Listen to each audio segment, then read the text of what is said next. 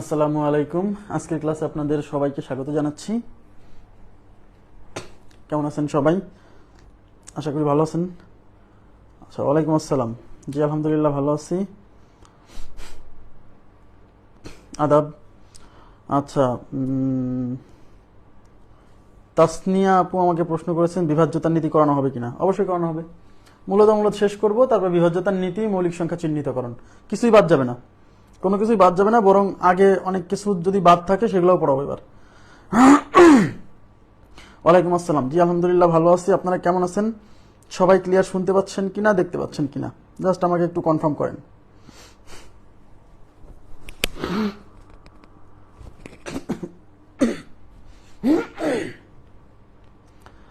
আচ্ছা আচ্ছা, একদম ক্লিয়ার বলছেন। আচ্ছা, আমরা শুরু করব। আজকে মূলত অমূলত সংখ্যা শেষ করে দিব। হ্যাঁ, মূলত অমূলত সংখ্যা শেষ করে দিব। যা পড়াইছি, যদি মানে এর বাইরে মূলত অমূলত সংখ্যা থেকে প্রশ্ন হওয়ার সম্ভাবনা প্রায় 0%। হ্যাঁ, যা পড়াইছি এবং আজকে যা পড়াবো, আজকে শেষ করে দিব। আমি একটু ক্লাসের মাঝে যে জ্যামিতিক, আচ্ছা আমরা ক্লাস শুরু করব। হ্যাঁ, ঠিক আছে। দেখেন, প্রথমে আমি একটু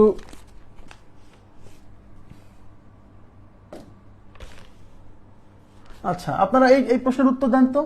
এই প্রশ্নের উত্তর দেন।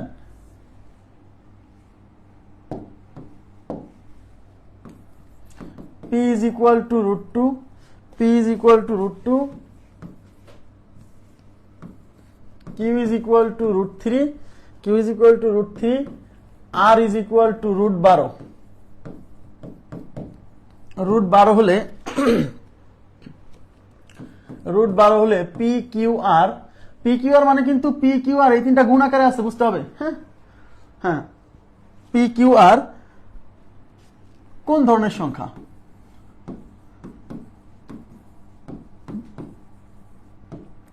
পি কিউ আর কোন ধরনের সংখ্যা? এক নাম্বার অপশনে দিলাম হচ্ছে মূলদ, দুই নাম্বার অপশনে দিলাম হচ্ছে অমূলদ, তিন নাম্বার অপশনে দিলাম হচ্ছে জটিল,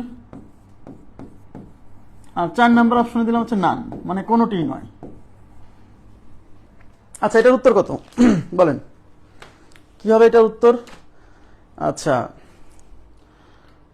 আচ্ছা, শিবলু দত্ত বলছেন অমূলদ, মাহফুজা আক্তার অমূলদ বলছেন, আন্না রয় অমূলদ বলছেন। আচ্ছা, জাফিয়া মাইশা, বৃষ্টি সরকার, মারিয়া ইসলাম, পল্লব পিকে, টার্গেট বিসিএস, বাহ সুন্দর নাম। আচ্ছা, প্রিন্স হ্যামলেট, জাকিয়া সরকার, পূজা দাস, উজ্জ্বল হোসাইন, সাবরিনা আক্তার, মাইনুল ইসলাম, মাহমুদুল হাসান। অনেকের নাম পড়লাম। হ্যাঁ, আমি অবশ্যই ক্লাসে নামটাম পড়ি না, পড়াই যাই থরলি, কমেন্ট টমেন্ট অত চেক করি না, যদি খুব সমস্যা হয় তখন চেক করি। হ্যাঁ, বেশি কমেন্ট পড়লে ক্লাস ভালো হয় না। আচ্ছা, অমূলদ বলছেন সবাই, তার মানে হচ্ছে সবাই যেহেতু অমূলদ বলছেন, তাহলে আমার তো আর ভিন্ন কিছু বলার কোনো সুযোগ নাই। আচ্ছা, দেখছি বলছে পি কিউ আর কোন ধরনের সংখ্যা। পি কিউ আর, এখানে পি কিউ আর কিভাবে আছে? গুণ আকারে আছে। তার মানে হচ্ছে পি কিউ আর, তাহলে পি এর মান হচ্ছে এই যে রুট 2, কিউ এর মান হচ্ছে রুট 3, আর এর মান হচ্ছে রুট 12।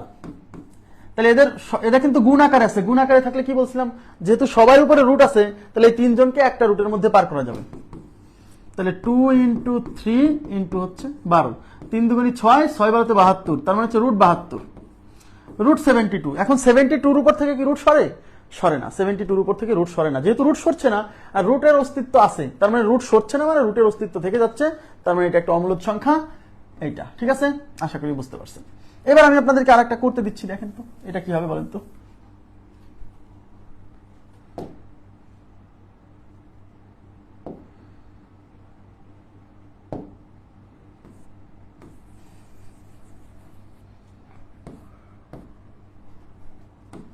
আচ্ছা,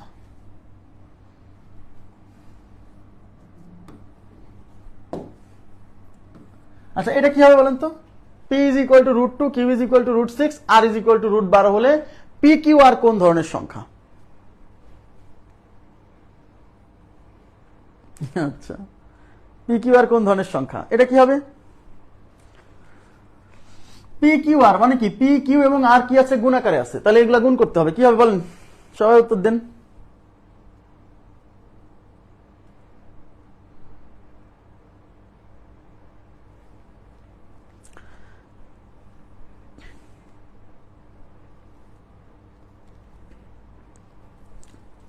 আচ্ছা, সবাই মূলত বলছেন, থ্যাংক ইউ ভেরি মাচ। দেখি কি অবস্থা, পি কিউ আর, তার মানে পি কিউ আর কি আছে, গুণ আকারে আছে, তাহলে পি হচ্ছে √2, কিউ হচ্ছে √6, হ্যাঁ, আর হচ্ছে √12। যেহেতু ভিতরে গুণ আকারে আছে, তাহলে এই সবগুলোকে আমরা কি করব, একটা রুটের মধ্যে পার করে দিতে পারবো। 2 গুণ 6 গুণ 12, 6 দুগুণী 12, 12 12 144, তার মানে √144। আর আমরা √144, 144 এর তো রুট হয় 12 হয়, তাই না? তার মানে এর উপর থেকে রুট উঠে যাবে, রুট উঠে কত হবে, 12।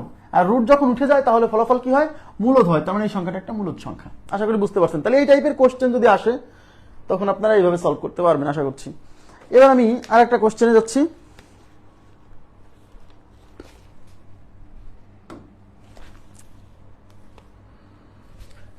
লেখেন, নিচের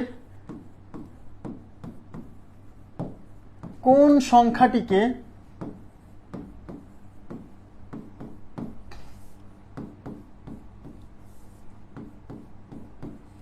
পি বাই কিউ আকারে প্রকাশ করা যায় না?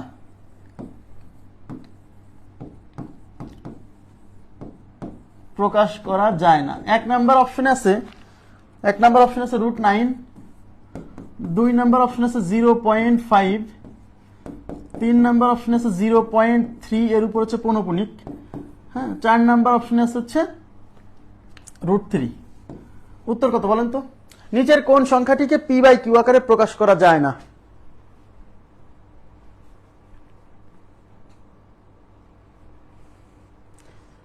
নিচের কোন সংখ্যাটিকে পি বাই কিউ আকারে প্রকাশ করা যায় না? আগে বুঝে কোশ্চেন বুঝতে হবে। আচ্ছা, সবাই উত্তর দেন। নিচের কোন সংখ্যাটিকে পি বাই কিউ আকারে প্রকাশ করা যায় না? আচ্ছা,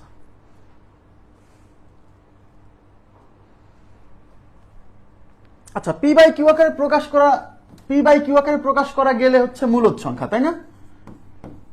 মূলদ। আর পি বাই কিউ আকারে যদি প্রকাশ করা না যায় তাহলে অমূলদ। তাহলে কোশ্চেনে বলছে পি বাই কিউ আকারে প্রকাশ করা যায় না, তার মানে যেটা অমূলদ সংখ্যাকে পি বাই কিউ আকারে প্রকাশ করা যায় না। তার মানে আমাকে দেখতে হবে অপশনগুলোর মধ্যে কোন সংখ্যাটা অমূলদ, সেটাই হচ্ছে উত্তর। ক্লিয়ার? আচ্ছা, তো 1 নাম্বার অপশন √9, তো 9 এর উপর থেকে তো রুট উঠে যাবে, এটা মূলদ। এটা কি সসীম দশমিক ভগ্নাংশ, এটা মূলদ। এটা হচ্ছে পৌনঃপুনিক ভগ্নাংশ, এটাও মূলদ, তাই না? দেখেন মূলদ সংখ্যার মধ্যে যেগুলো ছিল। আচ্ছা, আর এই সংখ্যাটা √3, এর উপর থেকে রুট ওঠে না, তার মানে এটা একটা অমূলদ সংখ্যা, আর অমূলদ সংখ্যাকে পি বাই কিউ আকারে প্রকাশ করা যায় না। তার মানে এই কোশ্চেনের উত্তর হচ্ছে 4 number option √3। Clear? 4 number option √3। Okay, thank you very much. আচ্ছা, এবার নেক্সট।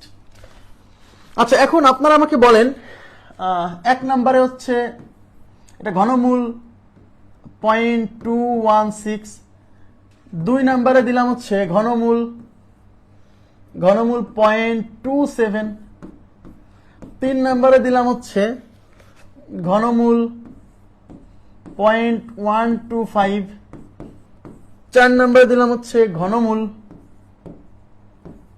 64, 5 নাম্বারে দিলাম হচ্ছে √0.64। এই সংখ্যাগুলোর মধ্যে কোনটা মূলদ কোনটা অমূলদ আমাদেরকে এটা বের করতে হবে। এই সংখ্যাগুলোর মধ্যে কোনটা মূলদ, এই সংখ্যাগুলোর মধ্যে কোনটা মূলদ কোনটা অমূলদ বের করতে হবে। বলেন, রেসপন্স করেন, এই সংখ্যাগুলোর মধ্যে কোনটা মূলদ কোনটা অমূলদ।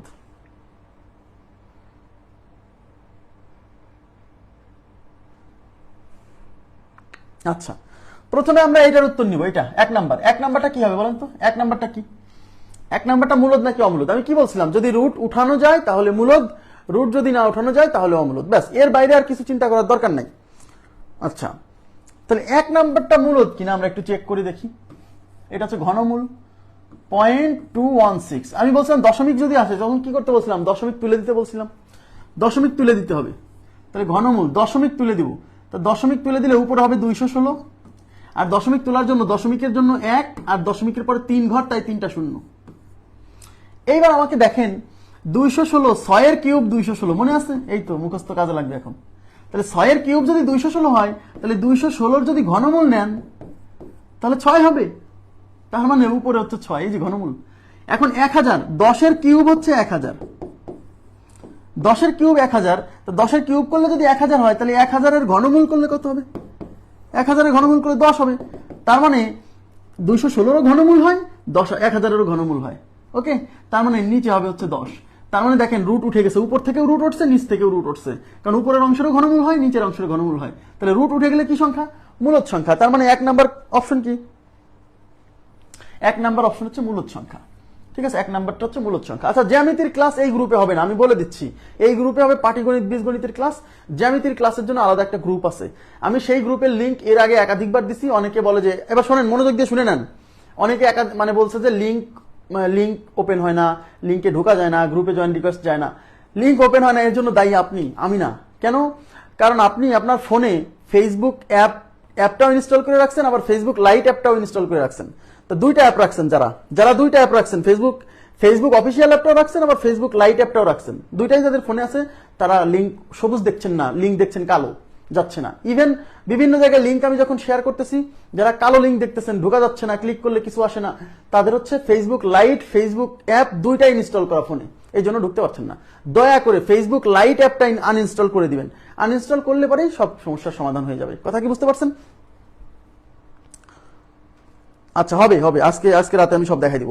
আমি কোন গ্রুপে হবে, আমি এই ক্লাস শেষেই একটা পোস্ট করব আপনাদের গ্রুপে। গ্রুপে পোস্ট করব, সেই একটা লিংক দিয়ে দেবো কমেন্টে, ওখানে ক্লিক করলে আপনি জয়েন হয়ে যাবেন, সমস্যা নেই। আশা করি বুঝতে পারছেন।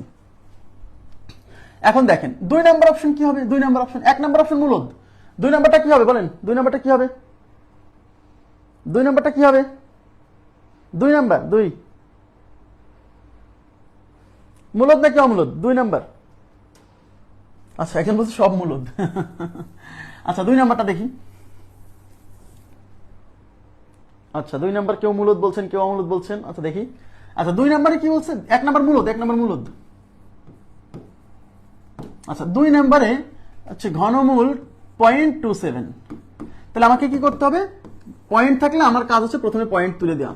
পয়েন্ট তুলে দিলে উপরে 27 হবে, আর পয়েন্টের জন্য 1, পয়েন্টের পরে 2 ঘর, তাই 2টা শূন্য। এখন দেখেন, আমরা জানি যে 3-এর কিউব করলে কত হয়? 27 হয়। তার মানে 3-এর কিউব করলে 27 হয়, তাহলে 27-এর ঘনমূল করলে 3 হবে, 3 হবে, রাইট? তার মানে এই 27-এর ঘনমূল 3, তার মানে উপর থেকে ঘনমূল উঠে যাবে। এখানে অনেকে ভুল করে ফেলবে, এই 100-র বর্গমূল 10, 100-র বর্গমূল 10, কিন্তু 100-র ঘনমূল হয় না, 100-র ঘনমূল হয় না, পূর্ণ সংখ্যা আসবে না।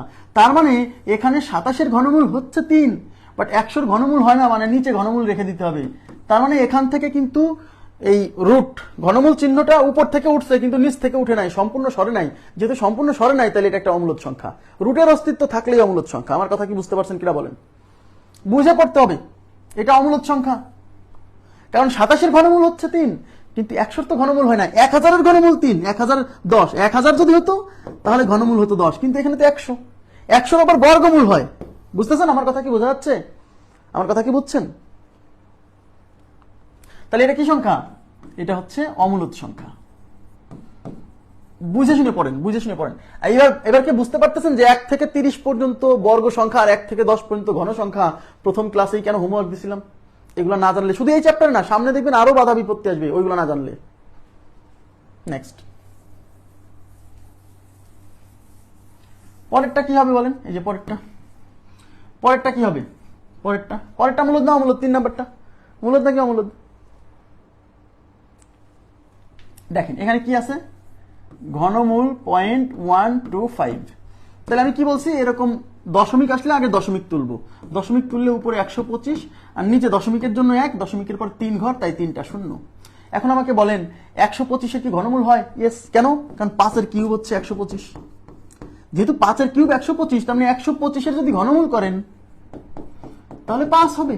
তার মানে আমার 125 থেকে ঘনমূল চিহ্ন উঠে 5 হবে। আর নিচে আছে 1000, 1000-এর ঘনমূল হয়, কারণ 10-এর কিউব করলে যেহেতু 1000 হয়, তাহলে 1000-এর ঘনমূল করলে কি হবে? 1000-এর ঘনমূল করলে 10 হবে। তার মানে নিচ থেকেও ঘনমূল উঠে যাবে, তার মানে এটা 5/10। তার মানে উপর থেকেও রুট উঠে গেছে, নিচ থেকেও রুট উঠে গেছে, তার মানে রুটের অস্তিত্ব নাই। সুতরাং এটা একটা মূলদ সংখ্যা, তার মানে এটা একটা মূলদ সংখ্যা। তাহলে 3 নাম্বার অপশন কেমন? 3 নাম্বার অপশন হচ্ছে মূলদ সংখ্যা। ক্লিয়ার বিষয়টা? 3 নাম্বার অপশন মূলদ সংখ্যা।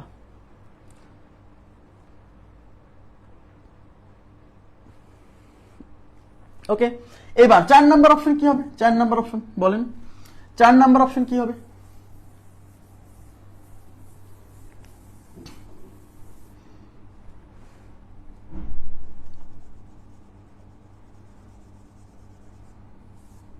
চার নাম্বার অপশন কি হবে? মূলদ নাকি অমূলদ? আচ্ছা, 4 নাম্বার অপশনে কি বলছে? ঘনমূল 0.64। 0.64, তাহলে আমি কি বলছি? প্রথমে পয়েন্ট তুলে দিতে হবে। পয়েন্ট তুলে দিলে উপরে হচ্ছে 64 আর নিচে পয়েন্টের জন্য 1, পয়েন্টের পরে 2 ঘর, 2টা শূন্য। এখন আমরা 64 কি ঘনমূল হয়? হ্যাঁ হয়, কারণ 4 কিউব 64। 4 কিউব যেহেতু 64, তার মানে 64 ঘনমূল করলে আমরা কত পাবো? আমরা পাবো হচ্ছে 4। ঠিক আছে, তার মানে উপরে আমার 64 ঘনমূল করলে 4 পাবো, আর নিচে আছে 100, কিন্তু 100 ঘনমূল হয় না, 100 বর্গমূল হয়। এই যে ভুল বলতেছেন কেন? 100 বর্গমূল হয় রে ভাই 10, কিন্তু 100 ঘনমূল হয় না। 100 ঘনমূল হয় না, 100 ঘনমূল হয় না। এক কথা বারে বারে যদি বলার পরেও ভুল হয় তাহলে কিন্তু বিপদ। যারা মূলত বলছেন খেয়াল করেন প্লিজ। 100 তো ঘনমূল হয় না, বর্গমূল হয়। তার মানে উপরের অংশের ঘনমূল হচ্ছে, নিচের অংশের ঘনমূল হচ্ছে না, মানে নিচের অংশে ঘনমূল থেকে যাবে। যেহেতু রুটের অস্তিত্ব অর্ধেক অংশে থেকে গেছে, রুটের অস্তিত্ব থাকা মানেই হচ্ছে কি? অমূলদ সংখ্যা। ঠিক আছে, রুটের অস্তিত্ব চতুর্মূল দিয়ে আসে না পরীক্ষায়। হ্যাঁ, চতুর্মূল দিয়ে আসে না, খালি খালি মাথা নষ্ট করার কোনো দরকার নেই।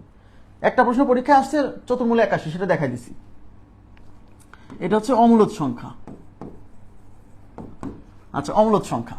এবার পরেরটা কি হবে বলেন তো? লাস্ট অন 5 নাম্বার কি হবে? 5 নাম্বার কি হবে? 5 মূলদ নাকি অমূলদ? 5 নাম্বার এই যে 0.64 এর বর্গমূল। 0.64 এর বর্গমূল, তাহলে পয়েন্ট তুলে দিলে উপরে 64, নিচে পয়েন্টের জন্য 1, পয়েন্টের পরে 2 ঘর, 2টা শূন্য। এবার দেখেন 64 বর্গমূল 4, আবার 100 বর্গমূল 10, তার মানে এবার উপর থেকেও রুট উঠে গেছে, নিচ থেকেও রুট উঠে গেছে, সুতরাং এটা একটা মূলদ সংখ্যা। তার মানে এবার উপরেও রুট উঠে গেছে, এবার নিচেও রুট উঠে গেছে, সুতরাং এটা একটা মূলদ সংখ্যা। আশা করি বুঝতে পারছেন। তাহলে এই টাইপের এই যে প্রশ্ন যদি আসে পরীক্ষায়, তাহলে আপনারা সলভ করতে পারবেন। ওকে, আচ্ছা, এবার আমরা চলে যাব হচ্ছে আমি আর একটা জিনিস আপনাদেরকে একটু এখানে বোঝাবো। সেটা হচ্ছে আপনাদের কোশ্চেন ছিল যে জিরো মূলদ নাকি অমূলদ। আচ্ছা, জিরো সম্পর্কে আমরা একটু ধারণা নিব। জিরো ও 64 বর্গমূল, সরি ভুল হয়েছে আমার। 64 বর্গমূল 8 আর 100 বর্গমূল 10, 8/10। তাহলে রুট উঠে গেছে, রুট যেহেতু উঠে গেছে, সুতরাং এটা একটা মূলদ সংখ্যা। সরি ভুল হয়েছিল, 64 ঘনমূল লিখে ফেলছিলাম। হ্যাঁ, আন্তরিকভাবে দুঃখিত। আচ্ছা, এবার দেখেন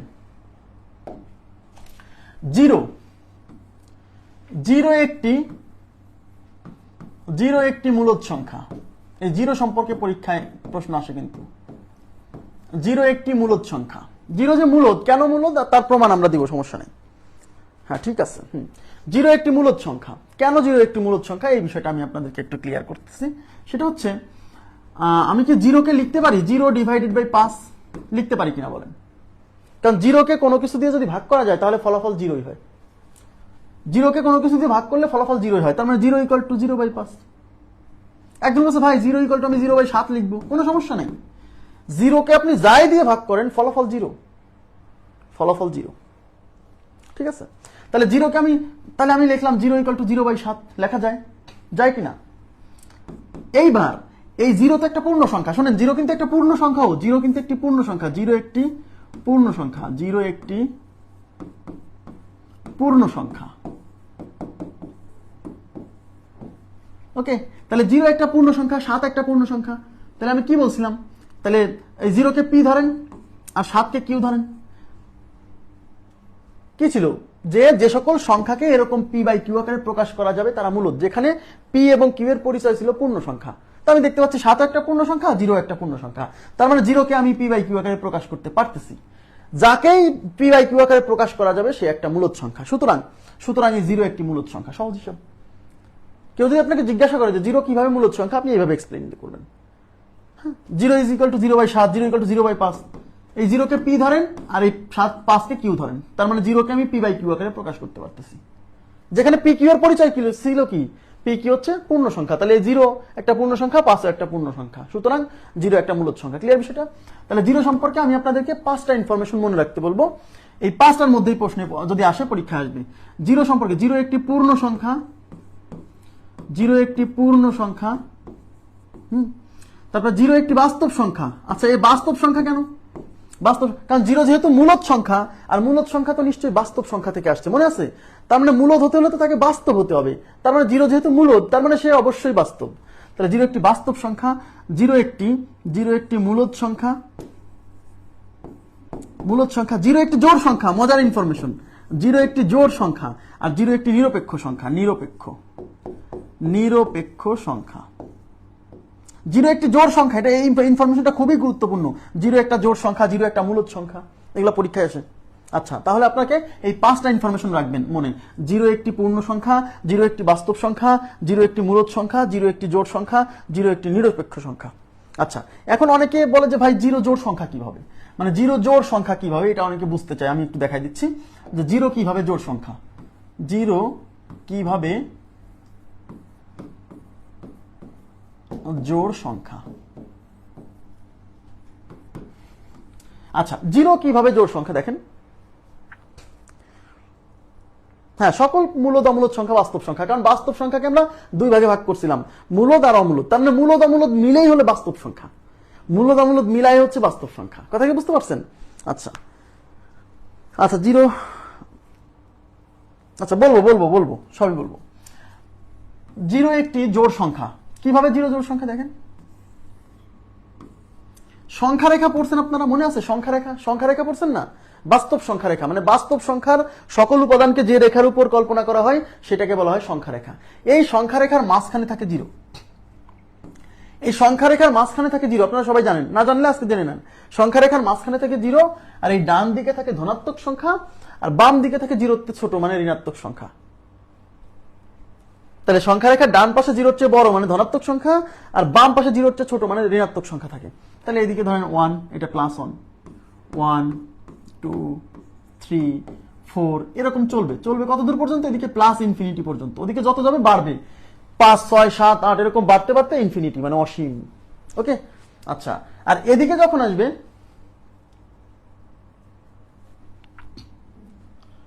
হ্যাঁ 10 20 30 এগুলো দিয়েও ভাগ করা যাবে, সমস্যা নেই। এদিকে আসলে -1, এটা -1 -2 -3 -4 এদিকে এরকম চলতে চলতে এদিকে কমতে কমতে মাইনাস ইনফিনিটি। এটা হচ্ছে সংখ্যা রেখা। এখন সংখ্যা রেখার উপর আপনারা কি জানেন যে একটা জোড় সংখ্যার পরে আর একটা বিজোড় সংখ্যা, তারপর আর একটা জোড় সংখ্যা, তার মানে জোড় বিজোড় কিভাবে থাকে? একটা জোড়, তারপরে একটা গ্যাপ দিয়ে জোড়। একটা জোড় থাকলে তারপর একটা বিজোড়, তারপর একটা জোড়, তার মানে একটা গ্যাপ দিয়ে দিয়ে জোড় সংখ্যা পাওয়া যাবে, তাই না?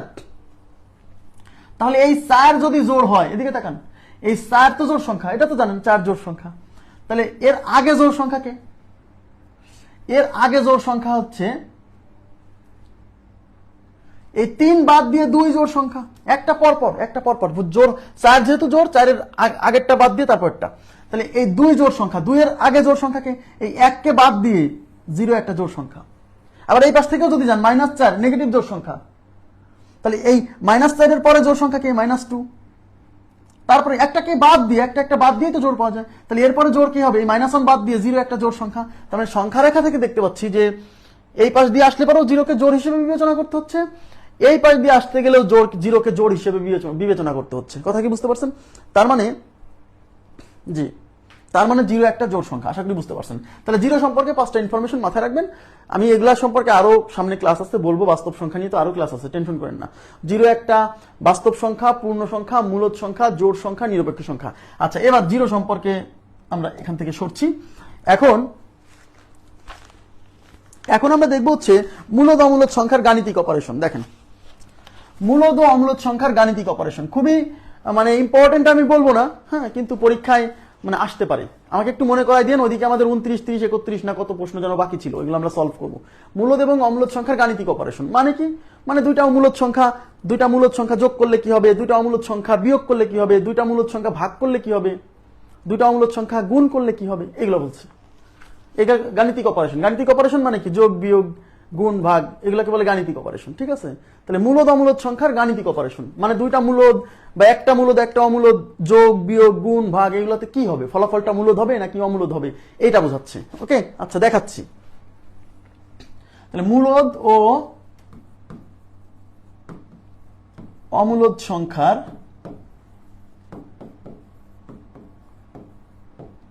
গাণিতিক অপারেশন, এখান থেকে পরীক্ষায় প্রশ্ন আসছে কয়েকবার, এই জন্য আমরা দেখাচ্ছি। এক্সাম্পল দিয়ে পড়াবো যাতে আপনার মনে থাকে। হ্যাঁ, এগুলো মুখস্থ করতে যাবেন না, মুখস্থ করতে গেলে বিপদ। এক্সাম্পল দিয়ে দিয়ে মনে রাখবেন। নাম্বার 1, আমরা যদি দুটি মূলদ সংখ্যা, দুটি মূলদ সংখ্যার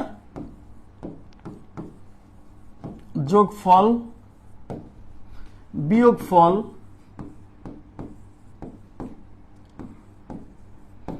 গুণফল ও ভাগফল সব সময় মূলদ হবে। ভাগফল সব সময় মূলদ হবে, যোগফল গুণফল ভাগফল বিয়োগফল সব সময় মূলদ, সব সময় মূলদ হবে। ঠিক আছে, প্রথম লাইন এটা প্রথম ইনফরমেশন। আচ্ছা, বুঝাই দিব ভাই, বুঝাই দিব জিরো কিভাবে নিরপেক্ষ সংখ্যা, এগুলা বাস্তব সংখ্যার যখন ডিটেলস আলোচনা হবে না, তখন আমরা এটা নিয়ে এক্সপ্লেইন করব। হ্যাঁ, এখানে মানে মূলদ অমূলদের মধ্যে যতটুকু দরকার ততটুকুই পড়াচ্ছি। সামনে আমাদের তো এগুলো নিয়ে আরো ভাস্ট ক্লাস আছে, সেটে পড়াবো, এগুলা অনেক জায়গাতে আছে। হ্যাঁ, দুটি মূলদ সংখ্যার যোগফল, দেখেন তার মানে দুইটা মূলদ সংখ্যা যদি আমরা যোগ করি বা বিয়োগ করি বা গুণ করি বা ভাগ করি, তাহলে আমরা যে ফলাফলটা পাবো সেই ফলাফলটাও মূলদ হবে। ওকে, কিভাবে? এক্সাম্পল কি বলছে, দুইটা মূলদ সংখ্যা নিতে হবে। তা দুইটা মূলদ সংখ্যা নেন আপনি, মনে করেন যে 3 একটা মূলদ সংখ্যা, 5 একটা মূলদ সংখ্যা। এই দুইটা মূলদ সংখ্যা যদি এখন আপনি যোগ করেন, তো এই দুইটা মূলদ সংখ্যা যোগ করলে 3 যোগ 5 ইজ ইকুয়াল টু কত হবে? 8 হবে, যা একটা মূলদ সংখ্যা, কারণ সকল পূর্ণ সংখ্যা মূলদ। ঠিক আছে, আচ্ছা। তারপর হচ্ছে এই দুইটাকে যদি বিয়োগ করেন, তাহলে 3 - 5 ইজ ইকুয়াল টু -2, যা একটা পূর্ণ সংখ্যা, সকল পূর্ণ সংখ্যা মূলদ। ঠিক আছে, এই দুইটাকে যদি আপনি গুণ করেন, 3 গুণ 5, 3 5 কত? 15, যা একটা পূর্ণ সংখ্যা, সকল পূর্ণ সংখ্যা মূলদ। বোঝা যাচ্ছে? আচ্ছা, এইবার ভাগফল, এই দুইটাকে যদি আপনি ভাগ করেন 3/5, তাহলে 3/5 দিয়ে যদি ভাগ করেন, তাহলে কি হচ্ছে? তাহলে 3 একটা পূর্ণ সংখ্যা, 5 একটা পূর্ণ সংখ্যা, তার মানে দুইটা পূর্ণ সংখ্যার অনুপাত, মানে p/q। তা আমরা তো জানি যে সকল সংখ্যাকে p/q আকারে প্রকাশ করা যায় তারা মূলদ সংখ্যা। তার মানে দুইটা মূলদ সংখ্যাকে যদি আমি যোগ করি, বিয়োগ করি, গুণ করি, ভাগ করি, যাই করি না কেন, নতুন যে ফলাফলটা আসবে সেই ফলাফলটাও কি হবে? মূলদ সংখ্যা হবে। খুব ইম্পর্টেন্ট, এখান থেকে পরীক্ষায় প্রশ্ন আসছে। হ্যাঁ, আচ্ছা, ভাগফল সসীম। আচ্ছা, দেখেন হয়েছে এটা। এখন এইখান থেকে আমরা একটা কোশ্চেন পরীক্ষাতে নিচ্ছি। হ্যাঁ, এখান থেকে একটা কোশ্চেন আসছে। দেখেন, প্রশ্ন আসছে এরকম যে এ ও বি, এই প্রশ্ন পরীক্ষা আসছে, এ ও বি দুটি মূলদ সংখ্যা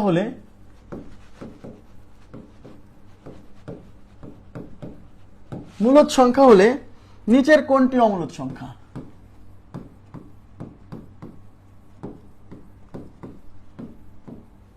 নিচের কোনটি অমূলদ সংখ্যা? 1 নম্বর অপশন হচ্ছে a plus B, 2 number option হচ্ছে a minus B, 3 number option হচ্ছে এ বি, 4 নম্বর অপশন হচ্ছে নান। কোনটা হবে উত্তর বলেন তো? কোনটা হবে উত্তর? আপনারা উত্তর দেন, আমি একটু পানি খাই। -2 জটিল সংখ্যা কিভাবে? এই তো উল্টাপাল্টা করলে হবে না। -2 জটিল না, -2 বাস্তব এবং মূলদ। যদি √-2 বলতো এই টোটাল ফলাফলটা জটিল। সেদিন কিন্তু বলছি বারে বারে, নেগেটিভ তো জটিল না, নেগেটিভ সংখ্যার উপর রুট পড়লে এই পুরো রুট সহ ফলাফলটা জটিল হয়। উল্টাপাল্টা বললে হবে না কিন্তু।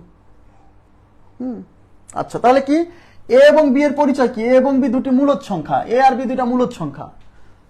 তাহলে নিচের কোন সংখ্যাটি অমূলদ? তাহলে এখানে কি আছে? এ আর বি যোগ করা আছে। তাহলে এ বি যেহেতু দুইটাই মূলদ, তাহলে দুইটা মূলদ সংখ্যা যোগ করলে ফলাফল তো মূলদই হয়, তাই কিনা? আচ্ছা, দুইটা মূলদ সংখ্যা বিয়োগ করছি, দুইটা মূলদ সংখ্যা বিয়োগ করলে ফলাফল তো মূলদই হয়। দুইটা মূলদ সংখ্যা গুণ করলে ফলাফল মূলদ হয়। দুইটা মূলদ সংখ্যা ভাগ করলে ফলাফল মূলদ হয়। তার মানে এখানে অমূলদ সংখ্যা হওয়ার কোনো সুযোগ নাই, নান উত্তর। ঠিক আছে, ওকে, আচ্ছা ঠিক আছে। আচ্ছা, এবার আমি চলে যাচ্ছি 2 নম্বর পয়েন্টে। 1 নম্বর পয়েন্ট আমরা পড়ে ফেলছি, মূলদ অমূলদ সংখ্যার গাণিতিক অপারেশন, যে দুইটা মূলদ সংখ্যার যোগফল, বিয়োগফল, গুণফল, ভাগফল যাই করেন না কেন ফলাফল কি হবে? মূলদ হবে। আচ্ছা, এবার দেখেন 2 নম্বর পয়েন্ট, ওটা ছিল 1 নম্বর পয়েন্ট, এবার 2 নম্বর পয়েন্ট। 2 নম্বর পয়েন্টটা খুবই গুরুত্বপূর্ণ। দুইটি ভিন্ন দুইটি ভিন্ন অমূলদ সংখ্যার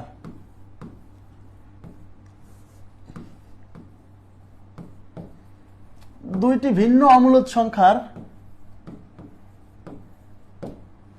ভিন্ন অমূলদ সংখ্যার গুণফল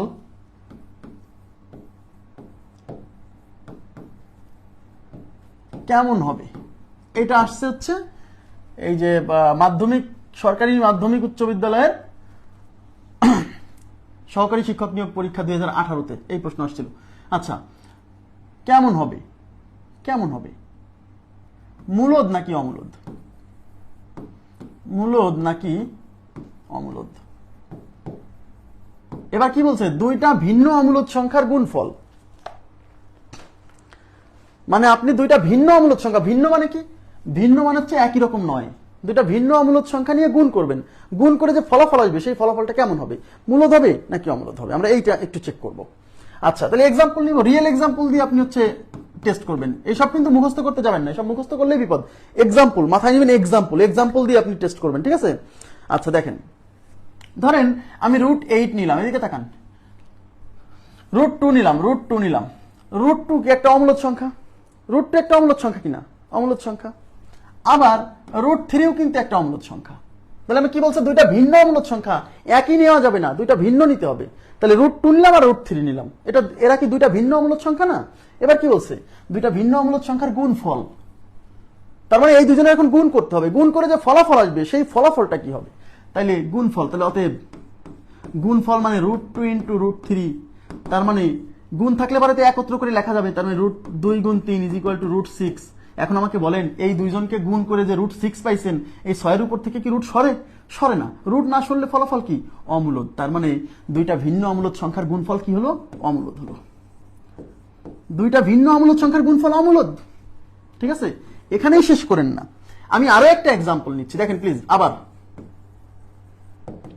মনে করেন √8 নিলাম, √8 একটা অমূলদ সংখ্যা, ইয়েস, কারণ 8-এর উপর থেকে রুট সরে না।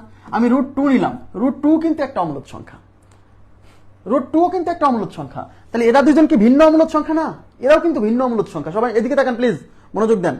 এই টাইপটা, এই 2 নম্বর পয়েন্টটা কিন্তু খুবই ইম্পর্টেন্ট, পরীক্ষা আসার মতো। তাহলে √8 একটা অমূলদ সংখ্যা, √2 একটা অমূলদ সংখ্যা, এবং এরা দুইজন কিন্তু ভিন্ন অমূলদ সংখ্যা। এবার এদেরকে গুণ করেন। কেন?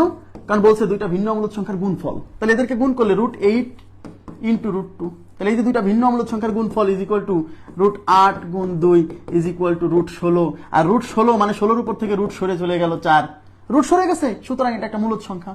তার মানে এই যে দুইটা ভিন্ন অমূলদ সংখ্যার গুণ করে ফলাফল হিসেবে তো আমি একটা মূলদ সংখ্যাও পাচ্ছি। তার মানে দুইটা ভিন্ন অমূলদ সংখ্যার গুণফল কখনো অমূলদ, কখনো মূলদ। তার মানে এটার উত্তর হচ্ছে কখনো মূলদ, কখনো অমূলদ। বুঝতে পারছেন কিনা বলেন? এই জন্য বলছি এক্সাম্পল মাথায় রাখতে হবে। এসব কিন্তু মনে থাকবে না, রিয়েল এক্সাম্পল, এই রিয়েল এক্সাম্পল দিয়ে আপনার মাথায় নিয়ে আসতে হবে সবকিছু। হ্যাঁ জি, তার মানে দুইটা ভিন্ন অমূলদ সংখ্যার গুণফল কখনো মূলদ, কখনো অমূলদ। মনে থাকবে কিনা বলেন? দুইটা ভিন্ন অমূলদ সংখ্যার গুণফল মানে দুইটা ভিন্ন অমূলদ সংখ্যা যদি গুণ করেন, তাহলে যে ফলাফলটা পাবেন সেই ফলাফলটা মূলদ হতে পারে, অমূলদ হতে পারে। এই কোশ্চেনটা পরীক্ষাতে আসছে, হুবহু এইভাবে আসছে। দুইটা ভিন্ন অমূলদ সংখ্যার গুণফল কেমন হয়? মূলদ নাকি অমূলদ? উভয়, মূলদ অমূলদ দুইটাই হতে পারে। ওকে, আচ্ছা, কখনো মূলদ, কখনো অমূলদ, ঠিক আছে। না, আজকে জিওমেট্রির কথা ছিল না। 4 দিন পাটিগণিত, বীজগণিত, 2 দিন জিওমেট্রি। কথা শুনতে হবে ঠিক মতো, ঠিকঠাক না শুনলে কিন্তু বিপদ। ওকে, আচ্ছা, এবার 3 নম্বর পয়েন্ট। আগামীকাল জিওমেট্রি ক্লাস, আগামীকাল রাত 9:15 জিওমেট্রি ক্লাস। এই গ্রুপে হবে না, জিওমেট্রির গ্রুপে। ক্লাস শেষে আমি পোস্ট করে জিওমেট্রি গ্রুপের লিঙ্ক দিয়ে দিব, জয়েন করবেন সবাই। আচ্ছা, এবার আমাকে বলবেন, এইটার উত্তর সবার পাওয়ার কথা। দুটি একই অমূলদ সংখ্যার গুণফল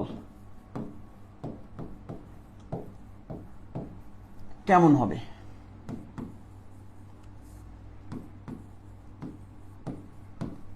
দুটি একই অমূলদ সংখ্যার গুণফল কেমন হবে? মূলদ নাকি অমূলদ? বলেন তো কি হবে? দুইটা একই, সেম নিবেন। দুইটাই একই অমূলদ সংখ্যার গুণফল কেমন হবে? আমি একটু পানি খাবো, পানির বিরতি নিচ্ছি, আপনারা রেসপন্স করেন।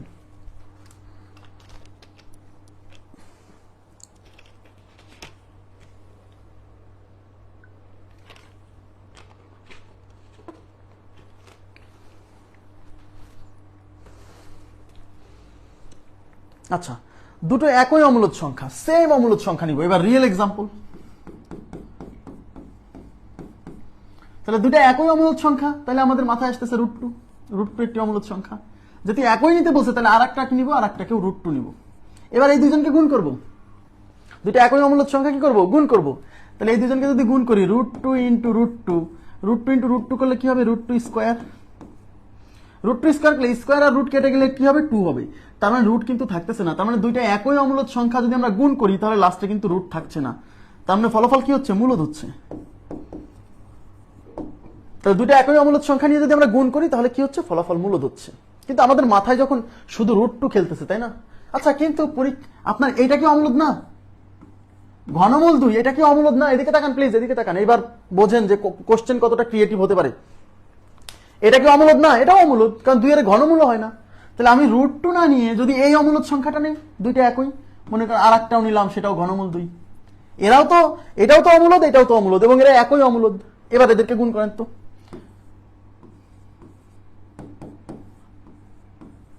তাহলে কি হচ্ছে? ঘনমূল 2 তার উপর হচ্ছে স্কোয়ার। ঘনমূল 2 তার উপর স্কোয়ার। তাহলে 2 এর ঘনমূল সরানোর জন্য 2⁻⁻³ তার উপর স্কোয়ার।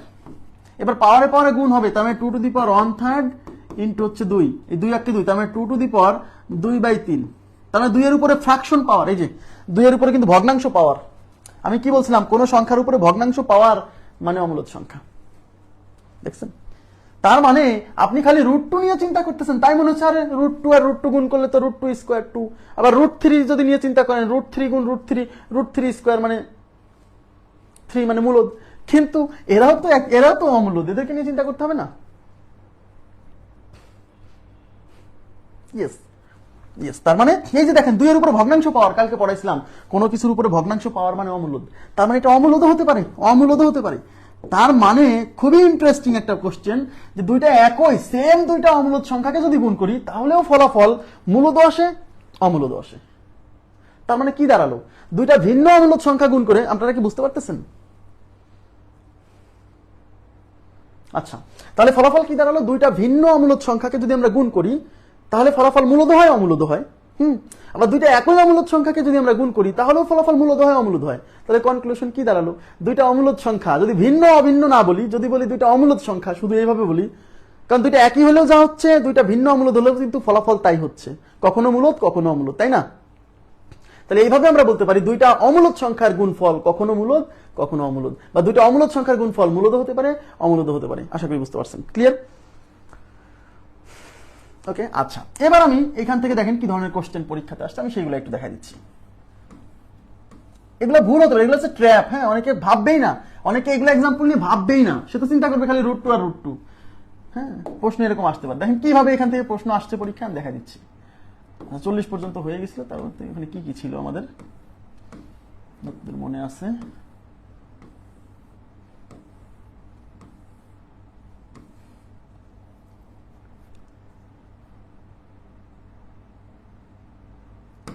আচ্ছা, দেখেন কি আসছে, প্রশ্ন আসছে কিভাবে দেখেন।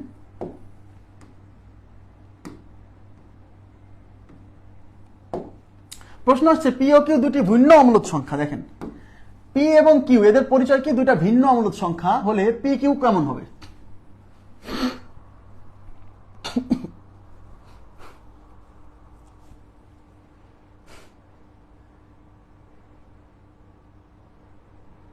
রেকর্ড থাকবে, সব ক্লাস আজীবন রেকর্ড থাকবে, কোনো সমস্যা নেই।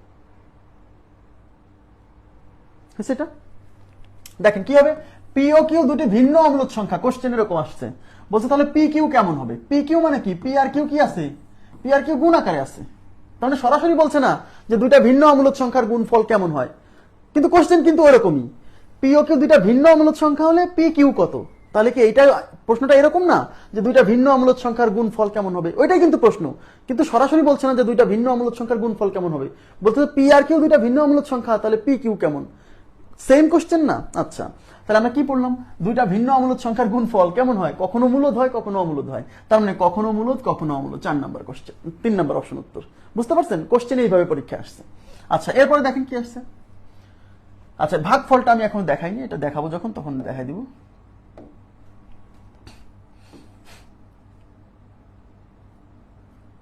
দেখেন এই যে এই কোশ্চেনটা আমার কাছে ভেরি ভেরি ইম্পর্টেন্ট মনে হয়েছে, এই কোশ্চেনটা আমার কাছে খুবই গুরুত্বপূর্ণ মনে হয়েছে, আসার মতো একটা প্রশ্ন, এই প্রশ্নটা আসার মতো একটা প্রশ্ন। হ্যাঁ, আসলে অনেকে বুঝবেই না যে তার ভুল হয়েছে। দেখেন কোশ্চেনটা কিভাবে আসছে।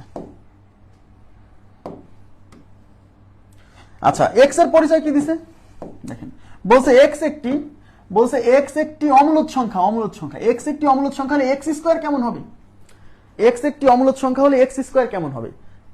আচ্ছা, তার মানে বিষয়টা কি, তাহলে এক্স একটি অমূলদ সংখ্যা হলে এক্স স্কোয়ার, আরে ভাইয়া এক্স স্কোয়ার মানেই তো এক্স গুণ এক্স, এক্স গুণ এক্স, আর এক্স এর পরিচয় হচ্ছে একটি অমূলদ সংখ্যা, তার মানে দুইটা একই অমূলদ সংখ্যার গুণফল। এক্স স্কোয়ার মানে কিন্তু এই যে দুইটা একই অমূলদ সংখ্যার গুণফল, সরাসরি বলছে না যে দুইটা একই অমূলদ সংখ্যার গুণফল কেমন, এভাবে বলছে না, বুঝছেন কি, আমি একটা থিওরি পড়লাম একটু আগে যে দুইটা একই অমূলদ সংখ্যার গুণফল কি হয়, কখনো মূলদ কখনো অমূলদ, রাইট।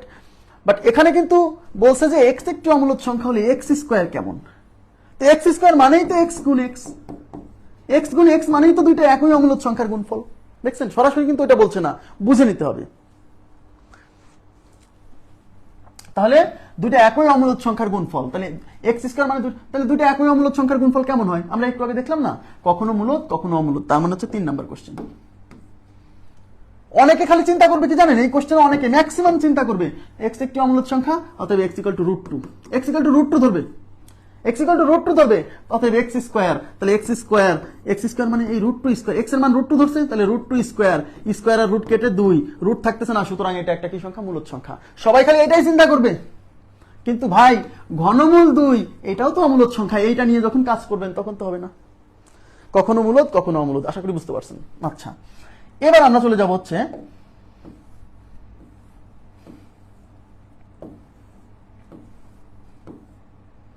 আচ্ছা, তাহলে দুইটা ভিন্ন অমূলদ সংখ্যার গুণফল পড়লাম, দুইটা ভিন্ন অমূলদ সংখ্যা একই অমূলদ সংখ্যার গুণফল পড়লাম।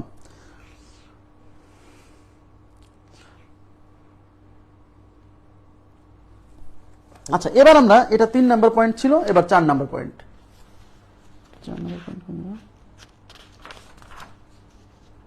আচ্ছা, 4 নাম্বার পয়েন্ট দেখেন, 4 নাম্বার পয়েন্ট হচ্ছে দুইটা ভিন্ন অমূলদ সংখ্যার ভাগফল, দুটি ভিন্ন অমূলদ সংখ্যার ভাগফল কেমন হবে, দুটি ভিন্ন অমূলদ সংখ্যার ভাগফল কেমন হবে, মূলদ নাকি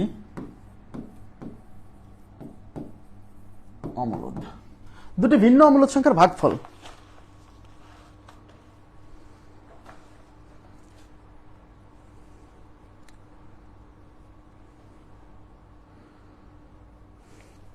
আচ্ছা, না আমি তো জানি যে মানে সাধারণভাবে যে আমরা যারা চিন্তা করি সেটা কিভাবে চিন্তা করতে পারি, এই জন্য কিন্তু আমি এগুলো ক্লিয়ার করতেছি এখানে, কারণ এগুলা সাধারণ ব্যাপার না, কিন্তু পরীক্ষার হলে আগে থেকে না জেনে গেলে পরীক্ষার হলে এইসব মাথায় আসবেই না, মানে আসবেই না। এই জন্য আমি তো জানি যে কোথা থেকে প্রশ্ন দিলে পারে স্টুডেন্ট আটকে যাবে পরীক্ষার হলে, এটুকু অন্তত বুঝি। আপনাদেরকে আমি কি পড়াচ্ছি জানেন, যা আসছে তা তো পড়াচ্ছি, ভবিষ্যতে যা আসতে পারে তাও পড়াচ্ছি, যদি এর বাইরেও আসতে পারে, এইভাবে বলা উচিত না, এর বাইরেও আসতে পারে, কিন্তু আমি চেষ্টা করতেছি মানে এত কিছু পড়ানোর যেন এর বাইরে কিছুই না আসে বলাটা খুবই কঠিন, হয়তো 2-1টা চলে আসবে। হ্যাঁ, আচ্ছা, দুইটা ভিন্ন অমূলদ সংখ্যার ভাগফল, তার মানে আমাদের কি বলছে, দুইটা ভিন্ন অমূলদ সংখ্যা, ভিন্ন, তাহলে আমরা এক্সাম্পল হিসেবে কাকে নিব বলেন, এক্সাম্পল হিসেবে আমি নিলাম হচ্ছে √2 নিলাম আর √3 নিলাম, ওকে ফাইন, এরা কিন্তু দুইটা ভিন্ন অমূলদ সংখ্যা। এবার এই দুইটা ভিন্ন অমূলদ সংখ্যা কি করব, এই দুইটা ভিন্ন অমূলদ সংখ্যা ভাগ করব, তাহলে এদেরকে ভাগ করেন, ভাগ করলে উপরে √2 নিচে √3, তাহলে আমি কি বলছিলাম, এই দুইজনকে একটা রুটের মধ্যে পার করা যাবে 2/3, কিন্তু একটা রুটের মধ্যে পার করেন আর যাই করেন, এই 2 এর উপর থেকে কি রুট সরে, 2 এর কি বর্গমূল হয় না, তাহলে উপর থেকেও সরবে না, রুট নিচ থেকেও সরবে না, কারণ 2 এরও হয় না 3 এরও হয় না। তার মানে এই যে দুইটা ভিন্ন অমূলদ সংখ্যা নিয়ে যে ভাগ করলাম, ভাগ করে যে ফলাফল পাইলাম, সেই ফলাফলে কিন্তু রুট থেকে যাচ্ছে, সেই ফলাফলে রুট থেকে যাচ্ছে মানে রুটের অস্তিত্ব থাকতেছে, সুতরাং এটা একটা অমূলদ সংখ্যা, সুতরাং এটা একটা কি সংখ্যা, অমূলদ সংখ্যা। ক্লিয়ার? আচ্ছা, কিন্তু আমি যদি এক্সাম্পলটা এরকম করে নিই, দুইটা ভিন্ন অমূলদ সংখ্যা, একটা অমূলদ সংখ্যা নিলাম হচ্ছে √8 আর একটা অমূলদ সংখ্যা নিলাম হচ্ছে √2, নিতে পারি, এরাও কিন্তু অমূলদ, √8ও অমূলদ, √2ও অমূলদ, এবং এরা দুইটা ভিন্ন অমূলদ সংখ্যা। এই দুইটা ভিন্ন অমূলদ সংখ্যাকে আমি ভাগ করবো, তাহলে √8 ডিভাইডেড বাই √2, √8 ডিভাইডেড বাই √2, তাহলে আমি এখন √8/2, এই 2 দিয়ে 8কে 4 বার যাবে, তার মানে এটা হচ্ছে √4, আর √4 এর রুট উঠে যায় হবে 2, তার মানে কিন্তু এই যে দুইটা ভিন্ন অম্লদ সংখ্যার গুণ ভাগফল নিয়ে লাস্টে আমার 2 আসতেছে, মানে রুট উঠে যাচ্ছে। তা রুট উঠে গেলে মূলদ, তার মানে দুইটা ভিন্ন অম্লদ সংখ্যার ভাগফল কখনো অমূলদ কখনো মূলদ। তার মানে দুইটা ভিন্ন অম্লদ সংখ্যার ভাগফল কখনো মূলদ কখনো অমূলদ। আমার কথা কি বুঝতে পারছেন? দুইটাই হতে পারে। তাহলে দুইটা ভিন্ন অম্লদ সংখ্যার ভাগফল মূলদ অমূলদ দুইটাই হতে পারে। আপু আপনি তো গুণ করছেন, √2 × √8 গুণ করছেন, শম্পা আপু।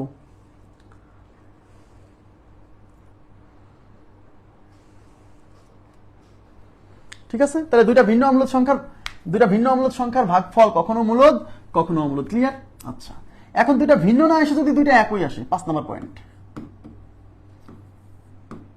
দুটি একই, তার ভিতর জিরো ব্যতীত, এই কথা উল্লেখ করতে হবে, জিরো ব্যতীত দুটি একই অমূলদ সংখ্যা, জিরো ব্যতীত দুটি একই অমূলদ সংখ্যার ভাগফল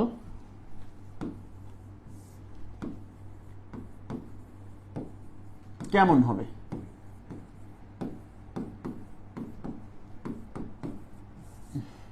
মূলদ নাকি অমূলদ? জিরো ছাড়া দুটো একই অমূলদ সংখ্যা। কেমন অমূলদ সংখ্যা? একই। তাহলে ধরেন একটা হচ্ছে √3 আর একটা হচ্ছে √3। এবারে ভাগ করবেন, ভাগ করলে √3 ডিভাইডেড বাই √3, √3 কেটে হবে 1, আর 1 একটা মূলদ সংখ্যা, 1 একটা কি সংখ্যা? মূলদ সংখ্যা। এখন যদি মনে করেন যে ভাই আমি ঘনমূল 2 আর একটা নিব ঘনমূল 2, একই অমূলদ সংখ্যা, কিন্তু ভাগ করলে ভাইয়া, ভাগ করলে কেটে যায় সব সময় 1 হবে, দেখছেন? কেটে যায় সব সময় 1 হবে, যা একটা মূলদ সংখ্যা। তার মানে দুইটা একই অমূলদ সংখ্যার ভাগফল সব সময় মূলদ, সব সময় মূলদ। এখানে অমূলদ হওয়ার কোনো সুযোগ নাই, এখানে অমূলদ হওয়ার কোনো সুযোগ নাই। তবে জিরো ব্যতীত, জিরোকে নেওয়া যাবে না, কেন? জিরোকে যদি নেন তাহলে 0/0 হচ্ছে অনির্ণেয়, অসংজ্ঞায়িত, এ মূলদ না অমূলদ না। ঠিক আছে, এই জন্য জিরো ব্যতীত বলছি, প্রথমে জিরো ব্যতীত কথাটা উল্লেখ করছি কেন, বুঝতে পারছেন? এখন এখান থেকে আমার প্রশ্ন কি আসছে, এখান থেকে আমার প্রশ্ন কি আসছে দেখেন, এই যে এই প্রশ্নটা,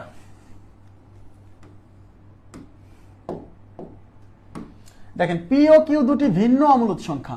পি ও কিউ এর পরিচয় কি? দুইটা ভিন্ন অমূলদ সংখ্যা, মানে পি আর কিউ সেম না, দুইটা ভিন্ন অমূলদ সংখ্যা। দুইটা একই অমূলদ সংখ্যার গুণফল সবসময় মূলদ হবে। কেন? এটা কি বুঝালাম একটু আগে? দুইটা একই অমূলদ সংখ্যার গুণফল সবসময় মূলদ, তাই বুঝালাম একটু আগে, তো এটাই বুঝালাম। দুইটা একই অমূলদ সংখ্যার গুণফল কখনো মূলদ কখনো অমূলদ, ভুলে গেলে চলবে না। আচ্ছা, পি ও কিউ দুটি ভিন্ন অমূলদ সংখ্যা হলে p/q কত? তো p/q মানেই তো ভাগ করা হচ্ছে। আবার এই p/q দেখে মনে করেন না, আরে p/q মানে তো সবসময় মূলদ, যাকে p/q আকারে প্রকাশ করা যায়, বিষয়টা এরকম না। এই p আর q এর পরিচয় দুইটা অমূলদ সংখ্যা, আর p/q মানে বোঝাচ্ছে যে p আর q এর ভাগ, মানে দুইটা অমূলদ সংখ্যার ভাগফল। তো দুইটা অমূলদ সংখ্যার ভাগফল সবসময় কি হয়? দুইটা অমূলদ সংখ্যার ভাগফল সবসময় ভিন্ন ভিন্ন, তাহলে সবসময় কি হবে? অমূলদ সংখ্যা হবে। দুইটা অমূলদ সংখ্যার ভাগফল সবসময় অমূলদ সংখ্যা। ক্লিয়ার বিষয়টা? দুইটা ভিন্ন অমূলদ সংখ্যার ভাগফল সবসময় অমূলদ সংখ্যা না, সবসময় অমূলদ কি হইল? দুটো ভিন্ন অমূলদ সংখ্যার ভাগফল কখনো অমূলদ কখনো অমূলদ, তাই না? 3 number option right, 3 number option right, দুইটা ভিন্ন অমূলদ সংখ্যার ভাগফল কখনো মূলদ কখনো অমূলদ। আচ্ছা, এবার যাচ্ছি আমরা পরবর্তী পয়েন্টে।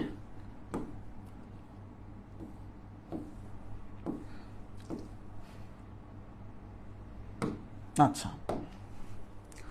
জি, কখনো মূলদ কখনো অমূলদ। আচ্ছা, কি বলছে? যোগফল বিয়োগফল এগুলো দেখাবো, এগুলো আস্তে আস্তে স্টেপ বাই স্টেপ আসবে। 5 নাম্বার পয়েন্ট পর্যন্ত গেল না? 5 নাম্বার। এবার দেখেন পয়েন্ট নাম্বার 6।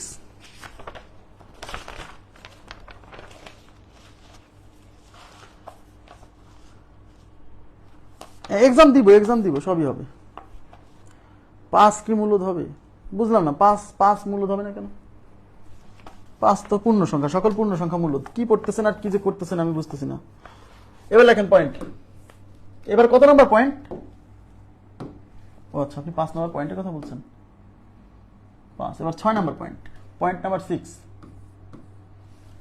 পয়েন্ট নাম্বার 6, একটি মূলদ সংখ্যার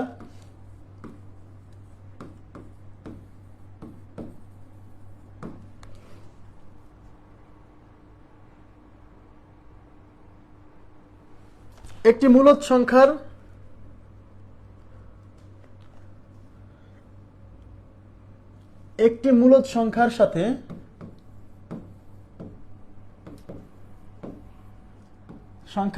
একটি অমূলদ সংখ্যার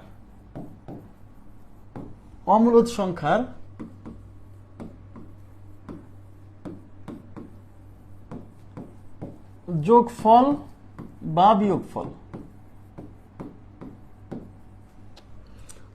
বা বিয়োগফল সবসময় অমূলদ হবে।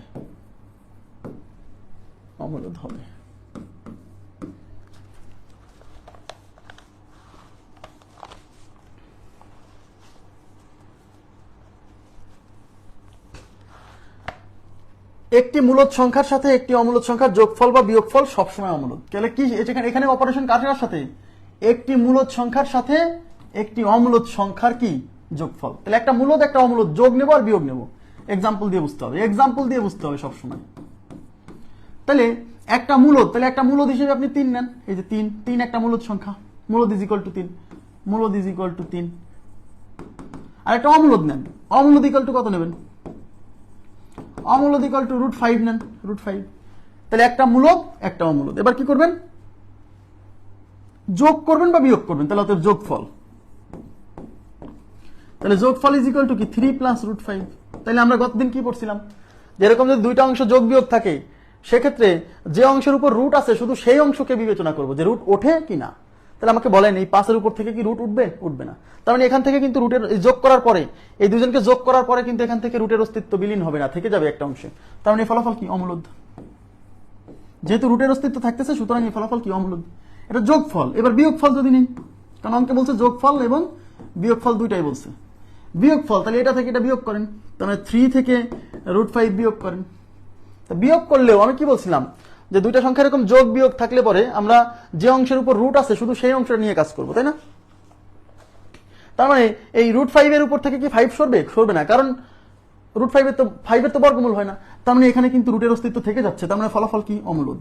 তার মানে টোটাল ফলাফল কি? অমূলদ। তার মানে দেখেন, একটা মূলদ সংখ্যা এবং একটা অমূলদ সংখ্যা যদি যোগ করি তাও ফলাফল অমূলদ আসতেছে, একটা মূলদ সংখ্যার সাথে একটা অমূলদ সংখ্যা যদি বিয়োগ করি তাও ফলাফল অমূলদ আসতেছে। এই জন্য লিখছি একটি মূলদ সংখ্যার সাথে একটি অমূলদ সংখ্যার যোগফল বা বিয়োগফল যেটাই নেন না কেন সবসময় অমূলদ সংখ্যা হবে। ক্লিয়ার বিষয়টা? আশা করি বুঝতে পারছেন। আচ্ছা, যদি √16 থাকে, ওকে ফাইন। একজন বলছে যে এক্সাম্পল দিছে যে 5 আর কি √16।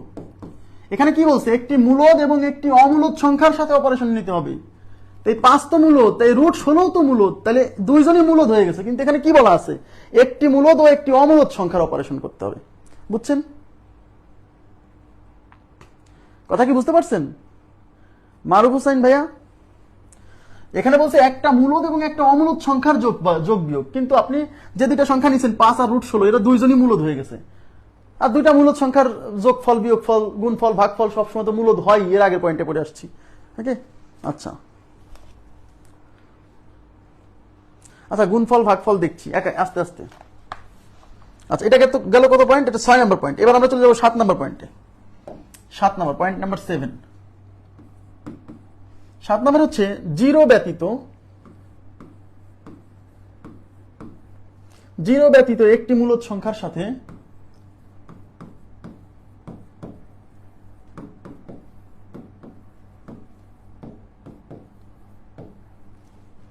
একটি মূলদ সংখ্যার সাথে একটি অমূলদ সংখ্যার গুণফল বা ভাগফল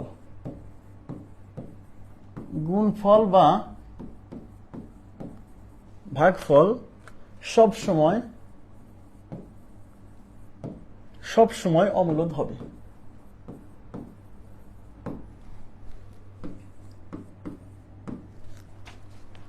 জিরো ব্যতীত, জিরো ছাড়া একটা মূলদ সংখ্যার সাথে যদি আমরা একটা অমূলদ সংখ্যার গুণফল বা ভাগফল যেটাই নেই না কেন সবসময় ফলাফল কি দিবে? অমূলদ দিবে। এক্সাম্পল দেখেন, জিরো ছাড়া একটা মূলদ সংখ্যা নেন, জিরো ব্যতীত একটি মূলদ সংখ্যা হিসেবে 3 নেন, আর অমূলদ সংখ্যা হিসেবে কত নেবেন? অমূলদ সংখ্যা হিসেবে √5 নেন। জান তাই যে একটা মূলদ একটা অমূলদ। এবার কি করতে হবে? এদের কি করতে হবে? এদের গুণফল বা ভাগফল, তাহলে এদের গুণ নেন, তাহলে অতএব গুণফল। অতএব গুণফল is equal to 3 into root 5, তাহলে 3 রুট 5, 3 ইন্টু রুট 5, তাহলে এই 3 এর উপর রুট নাই ঠিক আছে, কিন্তু 5 এর উপর যে রুট থেকে যাচ্ছে, তার মানে এখানে কিন্তু গুণফলেও কিন্তু রুটের অস্তিত্ব থাকতেছে, আর রুটের অস্তিত্ব থাকলে কি অমূলদ, তার মানে এই ফলাফল কি অমূলদ। ক্লিয়ার? এখন যদি ভাগফল নেন, তাহলে 3 ডিভাইডেড বাই রুট 5 করেন, এই যে ভাগফল নিলাম, তো ভাগফল নিলেও তো কি হচ্ছে, একটা অংশে রুট নাই, একটা অংশে রুট থেকে গেছে, তার মানে রুটের অস্তিত্ব থাকতেছে, সুতরাং ফলাফল কি অমূলদ হবে, অমূলদ হবে। ক্লিয়ার? আশা করি বুঝতে পারছেন। আচ্ছা, তার মানে 0 ব্যতীত দুইটা, একটা মূলদ একটা অমূলদ সংখ্যার যদি আমরা ভাগফল গুণফল নেই, তাহলে কি হবে, ফলাফল সবসময় অমূলদ। আবার একটু আগে দেখলাম একটা মূলদ সংখ্যার সাথে আর একটা অমূলদ সংখ্যার যোগফল বিয়োগফল সবসময় অমূলদ। 0 ব্যতীত একটা মূলদ সংখ্যার সাথে একটা অমূলদ সংখ্যার গুণফল ভাগফল সবসময় অমূলদ। ক্লিয়ার? আচ্ছা, কি আছে এখানে?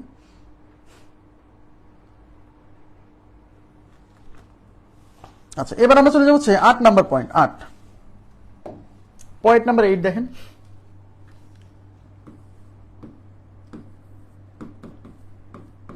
দুটি একই অমূলদ সংখ্যার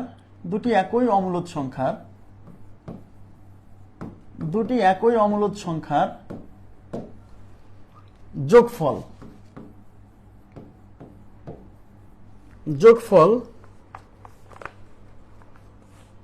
দুটি একই অমূলদ সংখ্যার যোগফল সব সময় অমূলদ হবে।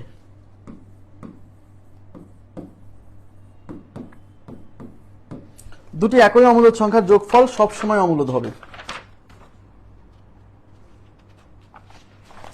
দুইটা একই অমূলদ সংখ্যার যোগফল মানে আপনারা যদি দুইটা একই অমূলদ সংখ্যা যোগ করেন, তাহলে সেই ফলাফল সবসময় অমূলদ হবে। এক্সাম্পল, উদাহরণ দিয়ে মনে রাখতে হবে, প্র্যাকটিস করলে মনে থাকবে। যদিও আমি বলে দিবি 1 থেকে 6 নাম্বার পয়েন্ট পর্যন্ত আমি বলে দিচ্ছি, 1 থেকে 6 নাম্বার 7 নাম্বার পয়েন্ট পর্যন্ত হচ্ছে ইম্পর্টেন্ট, পরীক্ষা আসার মতো।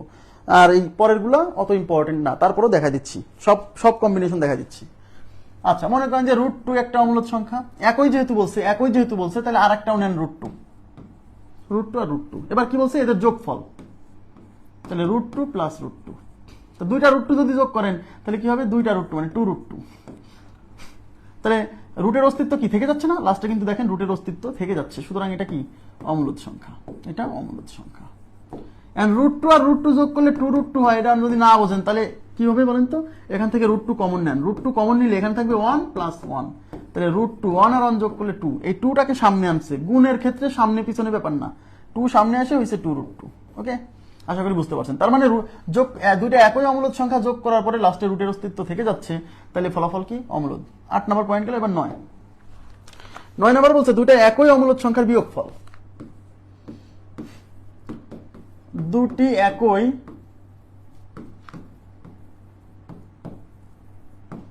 অমূলদ সংখ্যার বিয়োগফল সবসময় মূলদ,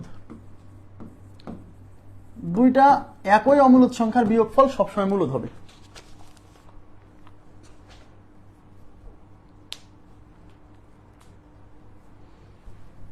দুইটা একই অমূলদ সংখ্যার বিয়োগফল সবসময় মূলদ। কিভাবে? এক্সাম্পল নেন, দুইটা একই অমূলদ সংখ্যা, দুইটা সেম অমূলদ সংখ্যা, মনে করেন √3 একটা অমূলদ সংখ্যা, √3 একটা অমূলদ সংখ্যা, দুইটা যেহেতু একই বলছে, এটা একই সেম। আর দুইটা একই অমূলদ সংখ্যা বিয়োগ করলে √3 মাইনাস √3, তো √3 থেকে √3 বিয়োগ করলে 0 হয়, আর 0 একটা মূলদ সংখ্যা, যা মূলদ।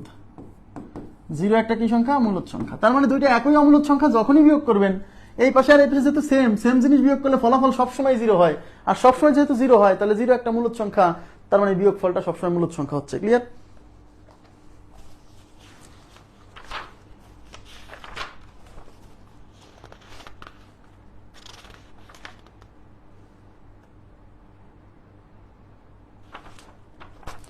এইবার 10 নম্বর পয়েন্ট। দুইটা ভিন্ন অমূলদ সংখ্যা, দুটি ভিন্ন অমূলদ সংখ্যার যোগফল, কেমন হবে? আপনারা বলেন তো, দুইটা ভিন্ন অম্লদ সংখ্যার যোগফল কেমন হবে? মূলদ নাকি অম্লদ? দুইটা ভিন্ন অম্লদ সংখ্যা, দুইটা ভিন্ন, ডিফারেন্ট, কেমন হবে? মূলদ নাকি অম্লদ? আর একটা পয়েন্ট আছে, তাহলে শেষ। তারপর আমরা মূলদ অম্লদের একটু ক্লাসিফিকেশন বিষয় নিয়ে আলোচনা করব, তাহলে শেষ হয়ে যাবে।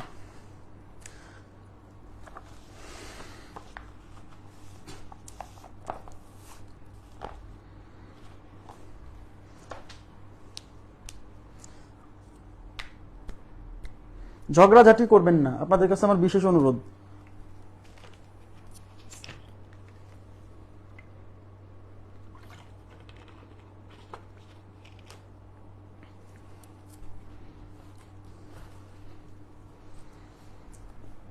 দেখেন, দুইটা একই অম্লদ সংখ্যা, এক্সাম্পল, দুইটা একই অম্লদ সংখ্যা নেন, তাহলে এক্সাম্পল √3 নেন, একটা নিলেন √3 আর একটা নিলেন √3, একই যেহেতু বলছে, এবার এই দুটো যোগ করেন। ও না, ভিন্ন বলছে, ভিন্ন বলছে, তাহলে একটা নেন √3 আর একটা নেন √2। এবার এই ভিন্ন, ভিন্ন না, ভিন্ন, এই দুটাকে যোগ করেন, তাহলে যোগ ফল কি হচ্ছে? √3 প্লাস √2। তা √3 প্লাস √2, তাহলে এরকম যোগ থাকলে কি এখান থেকে রুট উঠবে না, এখান থেকে রুট উঠবে না, তার মানে রুটের অস্তিত্ব কিন্তু থেকে যাচ্ছে, সুতরাং এই ফলাফলটা কি? অম্লদ। তার মানে দুইটা ভিন্ন অম্লদ সংখ্যার যোগফল অম্লদ হচ্ছে, কিন্তু একটা এক্সট্রা অর্ডিনারি এক্সাম্পল আছে, এটা অনেকে চিন্তাই করবে না যে এরকমও হতে পারে। এবার মনোযোগ দেন, এটা অনেকে চিন্তাই করবেন না। ভিন্ন, জি, মনে করেন, আচ্ছা আমাকে বলেন √3 মাইনাস √5, √3 প্লাস √5, এদিকে তাকান। আচ্ছা, 3 প্লাস √5, এই সংখ্যাটা মূলদ না অমূলদ? বলেন, আপনারা একটু কমেন্ট করেন তো, এই সংখ্যাটা মূলদ না অমূলদ? এই পুরো সংখ্যাটা 3 প্লাস √5 মূলদ নাকি অমূলদ? রেসপন্স করবেন প্লিজ। এইটা 3 প্লাস √5, এটা মূলদ নাকি অমূলদ? এটা অমূলদ, অমূলদ অবশ্যই, কারণ এই √5 থেকে তো আর রুট সরবে না, তার মানে এখানে রুটের অস্তিত্ব আছে, সুতরাং এটা একটা অমূলদ সংখ্যা, অমূলদ। এবার আমাকে বলেন 3 মাইনাস √5, এদিকে থাকেন, আপনাদের কাছ থেকে উত্তর নিব। 3 মাইনাস √5, এটা মূলদ না অমূলদ? এটা 3 মাইনাস √5, এই পুরোটা অমূলদ না অমূলদ? 3 মাইনাস √5 কি? অমূলদ, অমূলদ, কারণ এখানেও রুটের অস্তিত্ব আছে। তার মানে 3 প্লাস √5 এটাও মূলদ, সরি অমূলদ, 3 মাইনাস √5 এটাও অমূলদ। এবার আমাকে বলেন, এইটা কি একটা অমূলদ সংখ্যা? এইটা কি একটা অমূলদ সংখ্যা না? তাহলে এখানে কয়টা অমূলদ সংখ্যা? একটা, দুইটা অমূলদ সংখ্যা, এবং এই দুজন ভিন্ন না একই? তাই বলেন তো, এই দুজন ভিন্ন অমূলদ সংখ্যা না একই অমূলদ সংখ্যা? বলেন তো, এইটা আর এইটা ভিন্ন না একই? এই দুজন, এইটা আর এইটা ভিন্ন অমূলদ সংখ্যা না একই অমূলদ সংখ্যা?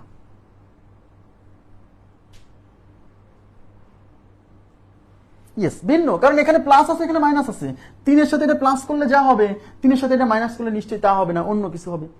তার মানে এই দুইজন কিন্তু ভিন্ন অমূলদ সংখ্যা। তাহলে এই দুইটা ভিন্ন অমূলদ সংখ্যা এখন যোগ করেন তো, এই যে দুইটা ভিন্ন অমূলদ সংখ্যার যোগফল।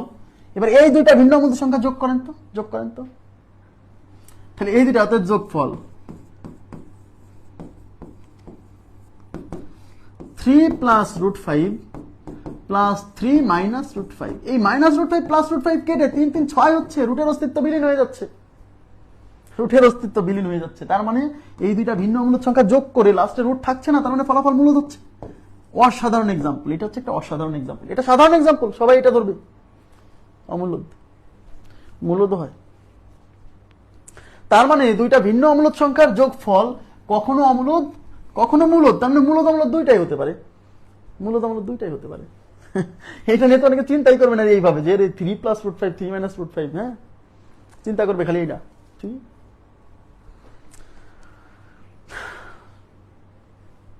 কাটাকাটি না বোঝার কিছু নাই ভাই, মাইনাস √5 আর প্লাস √5 কাটবে না? বলেন, -5 এর সাথে +5 যোগ করলে প্লাস মাইনাসে কি হয়? 0 হয়ে যায় না? এটা জানেন না? মাইনাসে মাইনাসে মাইনাস প্লাসে কেটে দিতে হয়, একই জিনিস। এটা আছে প্লাস √5, এটা মাইনাস √5, একই জিনিস, কাটা যায় না, মানে 0। লাইভে যদি একজনও থাকে তাও ক্লাস নিব, সমস্যা কি? লাইভে কয়জন আছে এটা তো আপনার দেখার দরকার নাই, লাইভে যদি একজনও থাকে তাও আপনার এটা দেখার দরকার নেই, ঠিক আছে? লাইভে একজন আছে না দুইজন আছে এটা আপনার চিন্তা করার দরকার নেই, আপনি আছেন কিনা সেটা দেখবেন। এই যে আজকে তো তাও 300 প্লাস আছে, 350 কাছাকাছি। 30-40টা ক্লাস দেওয়ার পরে এখানে থাকবে 100 জন, আমি জানি 100 থেকে 120, কখনো 80-90। কেন? কারণ অনেকেই তাল ধরে রাখতে পারবে না, অনেকের অনেক ব্যস্ততা আছে, রেকর্ড ক্লাস দেখবে। হ্যাঁ, সবাই লাইভ ক্লাস করে ভর্তি হয় আমি জানি, কিন্তু লাস্টে ম্যাক্সিমাম স্টুডেন্ট রেকর্ড ক্লাস দেখে। কারণ লাইভের থেকে রেকর্ড ক্লাসের সুবিধাটা বেশি পায়। কেন? ভিডিওটা পজ করে কোথাও না বুঝলে আগায় এসে এটা দেখার সুযোগ আছে, লাইভে যে জিনিসটা নাই। কিন্তু ভর্তি হওয়ার সময় মনে হয় যে আমি আজকে ভর্তি হবো, প্রতিদিন ক্লাস করবো, এই করবো এই করবো, কিন্তু আসলে এত সহজ না, এত সহজ না। 200টা ক্লাস করা এত সহজ না। যে এটা করতে পারবে সে গেইন করবে, যে করতে পারবে না সে লুজার। কথা বুঝছেন? এবার দেখেন লাস্ট 11 নম্বর পয়েন্ট, দুটি ভিন্ন অমূলদ সংখ্যার বিয়োগফল।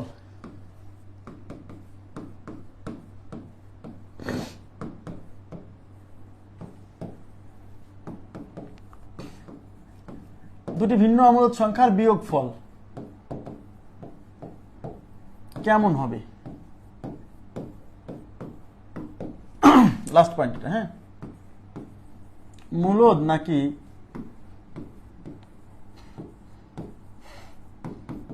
অমূলদ? দুটা ভিন্ন অমূলদ সংখ্যার বিয়োগফল।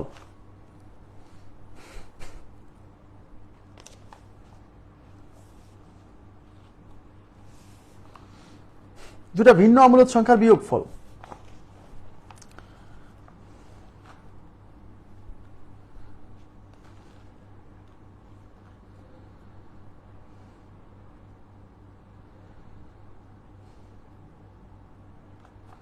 আচ্ছা, এক্সাম্পল,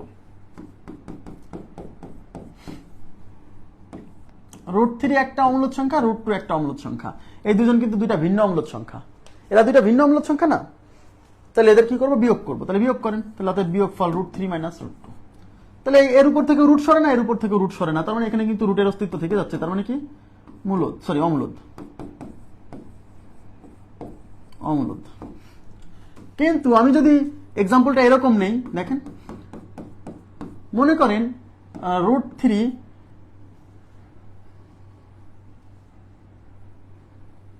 আচ্ছা 3 প্লাস √3, 3 প্লাস √3, আচ্ছা 2 প্লাস √3, এটা কিন্তু একটা অমূলদ সংখ্যা, এটা একটা অমূলদ সংখ্যা।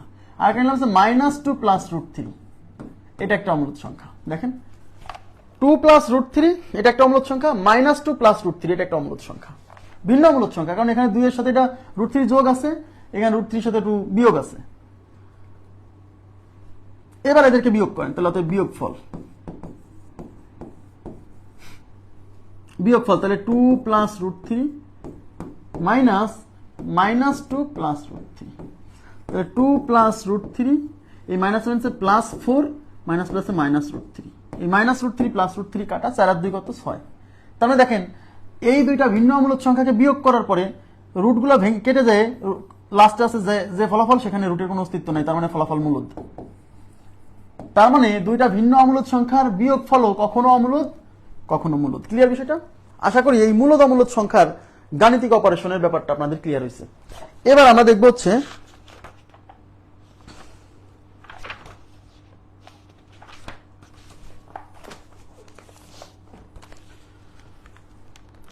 অমূলদ সংখ্যা। আচ্ছা মনোযোগ দেন প্লিজ। সেটা হচ্ছে আমরা বাস্তব সংখ্যাকে 2 ভাগে ভাগ করছিলাম, মনে আছে আপনাদের? একটু তাকাবেন প্লিজ। বাস্তব সংখ্যাকে 2 ভাগে ভাগ করছিলাম, গাণিতিক অপারেশন শেষ। বাস্তব সংখ্যাকে 2 ভাগে ভাগ করছিলাম, এদিকে তাকান, এদিকে ছিল হচ্ছে মূলদ, এদিকে ছিল হচ্ছে অমূলদ। এই মূলদ সংখ্যার মধ্যে কিন্তু 2টা ভাগ ছিল, মনে আছে? কিছু ছিল হচ্ছে পূর্ণ সংখ্যা আর কিছু ছিল ভগ্নাংশ। মনে করে দেখেন, মনে পড়তেছে? এবার বুঝতে পারবেন ক্লাসিফিকেশনটাও। এই পূর্ণ সংখ্যার আবার 3টা অংশ, ঋণাত্মক পূর্ণ সংখ্যা, 0 আর হচ্ছে ধনাত্মক পূর্ণ সংখ্যা। এই ভগ্নাংশকে আবার 2 ভাগে ভাগ করছিলাম। এই ভগ্নাংশ 2 প্রকার, প্রকৃত অপ্রকৃত। এই মূলদ সংখ্যা, এদিকে তাকান প্লিজ, এদিকে তাকান, এই মূলদ সংখ্যার অনেক ভাগে ভাগ করা যায়। এখান থেকে পূর্ণ সংখ্যার মধ্যে কিছু আছে মৌলিক, কিছু আছে যৌগিক, মানে এখানে আরো ভাগ আছে। ভগ্নাংশের মধ্যে মিশ্র ভগ্নাংশ, দশমিক ভগ্নাংশ, দশমিক ভগ্নাংশ আবার দুই প্রকার, সসীম দশমিক ভগ্নাংশ বা আবৃত দশমিক ভগ্নাংশ, সসীম দশমিক ভগ্নাংশ আর অসীম দশমিক ভগ্নাংশ। অসীম দশমিক ভগ্নাংশ আবার দুই প্রকার, আবৃত অনাবৃত। এটা আমি এখন দেখাবো না, এই ক্লাসিফিকেশন আমাদের আছে, সেটে পড়াবো, সমস্যা নাই। এই মূলদ সংখ্যাকে অনেক ভাগে ভাগ করা যায়, কিন্তু এই অমূলদ সংখ্যার কোনো ভাগ নাই। অমূলদ সংখ্যার কোনো ভাগ নাই কেন? কারণ অমূলদ সংখ্যা তো এক প্রকারই, দশমিকের পরে অসীম পর্যন্ত চলবে এবং কোনো মিল নাই, এর কোনো ভাগ নাই। অমূলদ সংখ্যাকে ভাগ কোনো বইয়ে দেখবেন অমূলদ সংখ্যাকে ভাগ করে নাই, এই মূলদ অংশটাকে ভাগ করছে, খেয়াল করে দেখবেন। এখন প্রশ্ন হচ্ছে এই মূলদ অমূলদ সংখ্যার ভাগ নেই। অমূলদ সংখ্যা কয় প্রকার? এর কোনো ভাগ নাই। তারপরেও আমি ক্লাসিফিকেশন করছি শুধু মনে রাখার জন্য। এদিকে তাকাবেন এবার প্লিজ। অমূলদ সংখ্যার কোনো ক্লাসিফিকেশন নেই, তবুও আমি আমার শিক্ষার্থীদের মনে রাখার জন্য আমি অমূলদ সংখ্যাকে দুই ভাগে ভাগ করছি। অমূলদ সংখ্যাকে আমি দুই ভাগে ভাগ করছি, একটা হচ্ছে বাই বর্ন জন্মসূত্রে, আর একটা হচ্ছে ভিকটিম অফ সিচুয়েশন। ভিকটিম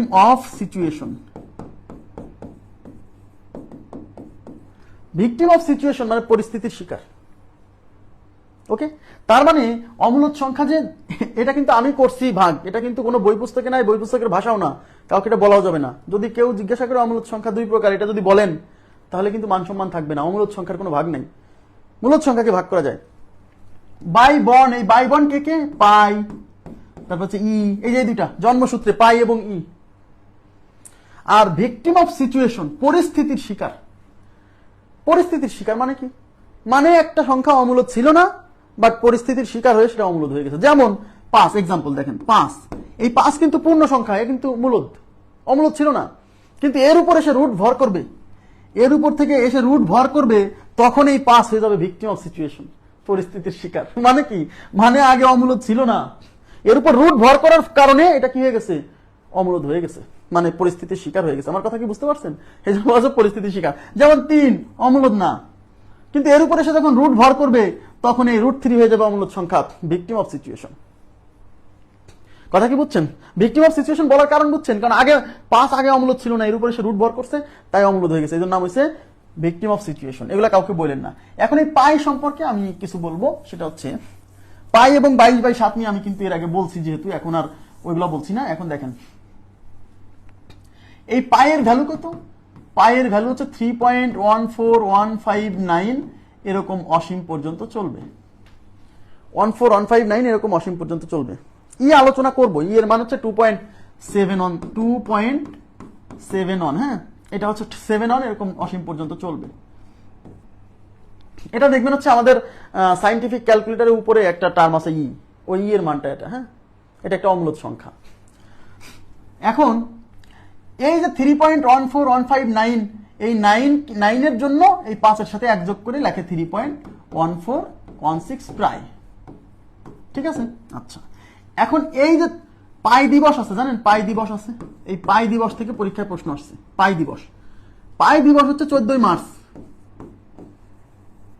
পাই দিবস হচ্ছে 14 মার্চ। দেখেন কিভাবে এই পাই দিবসটা নেওয়া হয়েছে পায়ের এই মানের এইটুক থেকে, এই যে এইটুক থেকে 3.14 থেকে। এই 3 হচ্ছে মাস বোঝাচ্ছে। 3 মাস বলতে কোন মাস বোঝায়? জানুয়ারি, ফেব্রুয়ারি, মার্চ, এই হলো মার্চ। আর এই 14 হলো তারিখ বোঝাচ্ছে, এই যে 14 মার্চ। তাহলে এই পাই দিবসটা কিন্তু মুখস্থ করা লাগবে না, যার এই ডাটাটা মনে আছে। অন্তত একটা দিবস মুখস্থ করা থেকে আপনাকে বাঁচাই দিলাম। হ্যাঁ, এসবেরও দিবস আছে, জি।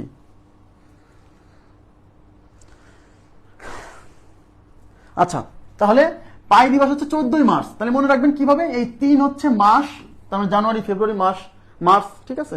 আচ্ছা, আর এই 14 হচ্ছে তারিখ, তাহলে 14 মার্চ হচ্ছে পাই দিবস। এই পাই দিবসে দুইটা বিশেষ ব্যক্তির, একজন জন্মগ্রহণ করছে, একজন মারা গেছে। এই পাই দিবস মানে 14 মার্চে আইনস্টাইন জন্মগ্রহণ করছে, তাহলে আইনস্টাইনের জন্মদিন। এখন পড়াচ্ছি কিন্তু জিকে, হ্যাঁ। আইনস্টাইনের জন্মদিন। আর স্টিফেন হকিং এর মৃত্যু দিবস। স্টিফেন হকিং, দুইজন বিখ্যাত পদার্থবিদ, স্টিফেন হকিং এর মৃত্যু দিবস এই পাই দিবসে, হ্যাঁ, পাই দিবসে 14 মার্চ। তার মানে আইনস্টাইন জন্মগ্রহণ করছে হচ্ছে পাই দিবসে, আর স্টিফেন হকিং মারা গেছে হচ্ছে পাই দিবসে। আচ্ছা, এই 14 মার্চ। এখন একজন আমাকে জিজ্ঞাসা করছে, ভাই এরা দুইজন কেন এই পাই দিবসেই কেন, মানে এটার সাথে কি কোনো যোগসূত্র আছে? না রে ভাই, কোনো যোগসূত্র নেই। মারা গেছে একজন, জন্মগ্রহণ করছে একজন এই তারিখে, এখন এর জন্য কি করব? এরকম 14 মার্চে তো অনেকেই জন্মগ্রহণ করছে, হ্যাঁ, তার মধ্যে বিশেষ দুজন ব্যক্তি পড়ে গেছে। তাহলে বলছে এটা কি কোনো মানে কাকতালীয় ব্যাপার, বা এটা আগে থেকেই কি এরা কি অর্ডার দিয়ে জন্মগ্রহণ করবে যে ভাই, মানে আল্লাহর কাছে কি অর্ডার দিয়ে জন্মগ্রহণ করবে যে আমি 14 মার্চেই জন্মগ্রহণ করতে চাই, আমি 14 মার্চেই মৃত্যুবরণ করতে চাই? এটা তো সম্ভব না, তাই না? তো এটা আসলে কোনো কাকতালীয় না, কিছুই না, মানে কাকতালীয়, সরি, এটা কোনো মানে এরকম কিছু না যে কোনো একটা আশ্চর্য ব্যাপার, এরকম না, কাকতালীয় ঘটনা, মিলে গেছে। আচ্ছা, এবার দেখেন, তাহলে আমরা পাই দিবস সম্পর্কে জানলাম, দুজন বিশেষ ব্যক্তির জন্মদিন, একজনের জন্মদিন আর একজনের কি মৃত্যু দিবস। আচ্ছা, এখন আরো কিছু আছে এখানে, সেটা হচ্ছে এই যে পাই, এই পাই একটা অম্লদ সংখ্যা। দেখেন, পাই ইজ ইকুয়াল টু অম্লদ। পরীক্ষা আসছে পাই স্কোয়ার কি হবে? পাই স্কোয়ার মূলদ না অম্লদ? আচ্ছা, পাই স্কোয়ার মূলদ না অম্লদ? পাই অম্লদ। এই পাই স্কোয়ার মানে কি? পাই গুণ পাই না, পাই গুণ পাই না, পাই গুণ পাই মানে পাই স্কোয়ার। এই পাই স্কোয়ার অম্লদ, পাই স্কোয়ার অম্লদ, অম্লদ।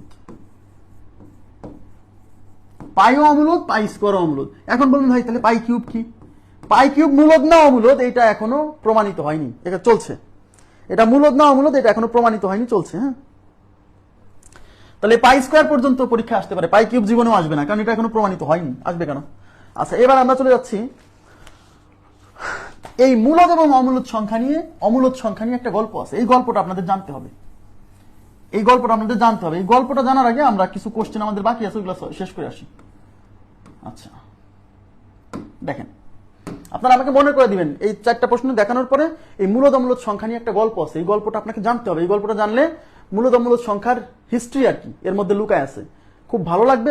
গল্পের চেয়ে বড় বিষয় হচ্ছে এর মধ্যে এমন কিছু ইনফরমেশন পাবেন যা আপনার সারা জীবন কাজে লাগবে, মানে আপনি এটা মানুষকে বলতে পারবেন গণিতের কোনো কিছু বোঝাতে গেলে। হ্যাঁ, আচ্ছা, দেখেন,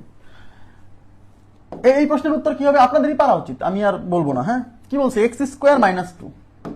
এই যে x square minus 2 is equal two 0 হলে এক্স হলো, মানে x square minus 2 is equal two 0 হলে এক্স হলো, মানে এক্স কেমন? তাহলে কার পরিচয় চাইছে? এক্স এর পরিচয় চাইছে। যেহেতু এক্স এর পরিচয় চাইছে, তাহলে প্রথম কাজ হচ্ছে এক্স এর মান বের করা। ঈদের ছুটি এত তাড়াতাড়ি, দেরি আছে। তাহলে x square minus 2 is equal two 0। তাহলে যেহেতু এক্স হলো, মানে এক্স কেমন হবে, তাহলে আমরা প্রথমে এখান থেকে এক্স এর মান বের করবো। তাহলে মাইনাস 2 এই পাশে নিয়ে গেলে x square is equal two 2। তাহলে এক্স ইকুয়াল টু কি? এই স্কোয়ার ওই পাশে যে রুট হবে, তাহলে এক্স ইকুয়াল টু √2। এক্স এর পরিচয় কি আসছে? √2। আচ্ছা, √2, তা √2 কেমন? √2 তো একটা অমূলদ সংখ্যা। আচ্ছা, √2 অমূলদ সংখ্যা, এই অমূলদ সংখ্যা কি বাস্তব না? অবশ্যই। তার মানে এই অমূলদ বাস্তব দুইটাই হবে, তার মানে 2 এবং 3 রাইট। 2 এবং 3 রাইট, এই যে বি নাম্বার অপশন, 2 এবং 3 রাইট। ক্লিয়ার? অমূলদ বাস্তব। Thank you very much. Next কোশ্চেনে চলে যাচ্ছি। নেক্সট এটা পরে করাবো, এটা জটিল সংখ্যা, এটা কোনো মূলদ না অমূলদ না। হ্যাঁ, এটা জটিল সংখ্যা, এটা করাই দিচ্ছি পরে লাস্টে। আচ্ছা, এবার দেখেন, এটা খুবই ইম্পর্টেন্ট, এই অঙ্কটা খুবই ইম্পর্টেন্ট, ভেরি ভেরি ইম্পর্টেন্ট, আসার মতো। দেখেন কি বলছে, 7 ও 8 এর মধ্যে কতটি মূলদ সংখ্যা আছে? খুব গুরুত্বপূর্ণ, আজকে এটা শিখে নেন।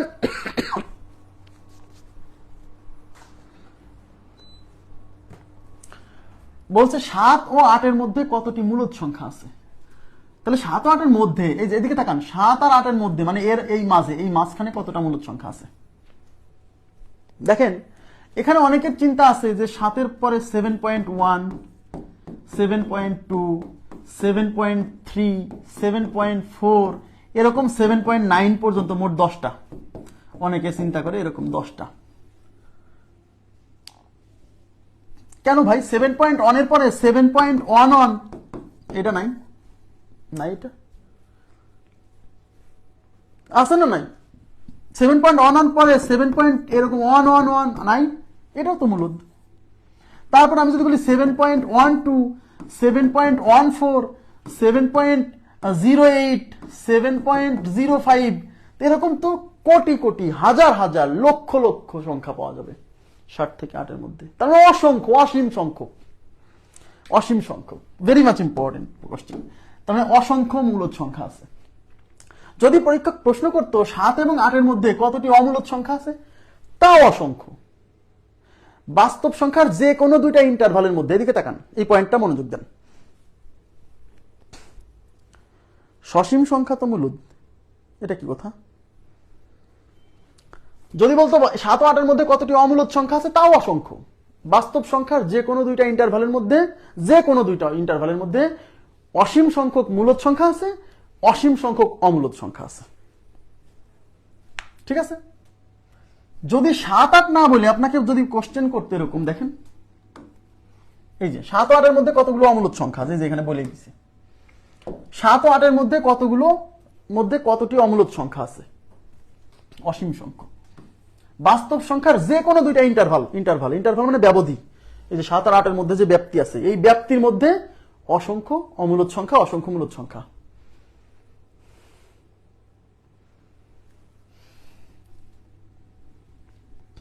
যদি বলে 7.1 আর 7.2 এর মধ্যে কয়টা বলেন তো, আমাকে বলেন তো 7.1 আর 7.2 এর মধ্যে কয়টা অমূলদ সংখ্যা আছে বা কয়টা মূলদ সংখ্যা আছে? এটার উত্তর দেন তো। 7.1 আর 7.2 এই দুইটার মধ্যে কয়টা মূলদ, কয়টা অমূলদ?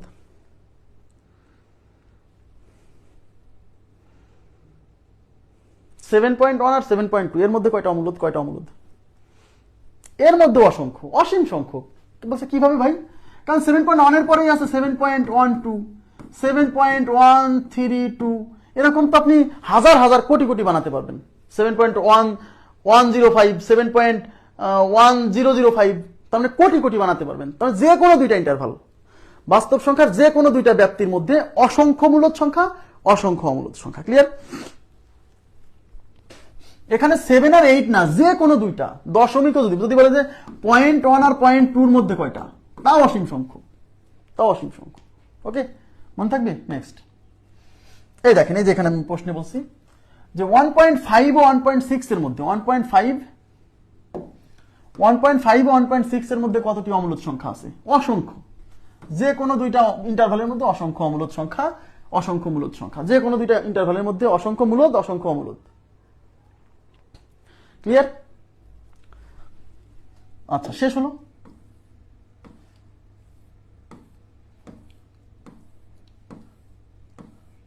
চল্লিশ নম্বর কোশ্চেন তো গতকাল বুঝাইছি, আজকে কেন বুঝাবো?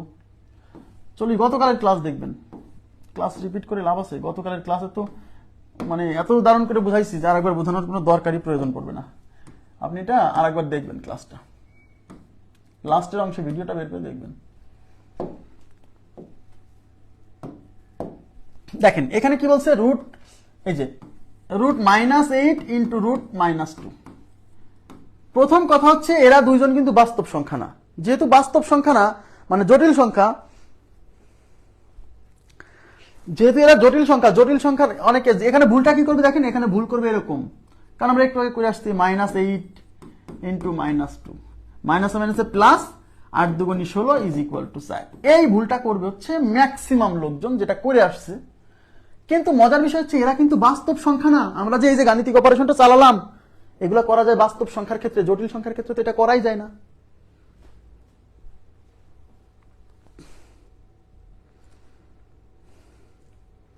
ভাই বই তো আমি তো চেষ্টা করতেছি, আমাকে তো এখন মানে মারে ফেললেও তো হবে না, কারণ আমি তো আমার জায়গা থেকে আমার কি চিন্তা নাই, আমি যদি তাড়াতাড়ি দিতে পারি তাহলে তো আমারই ভালো।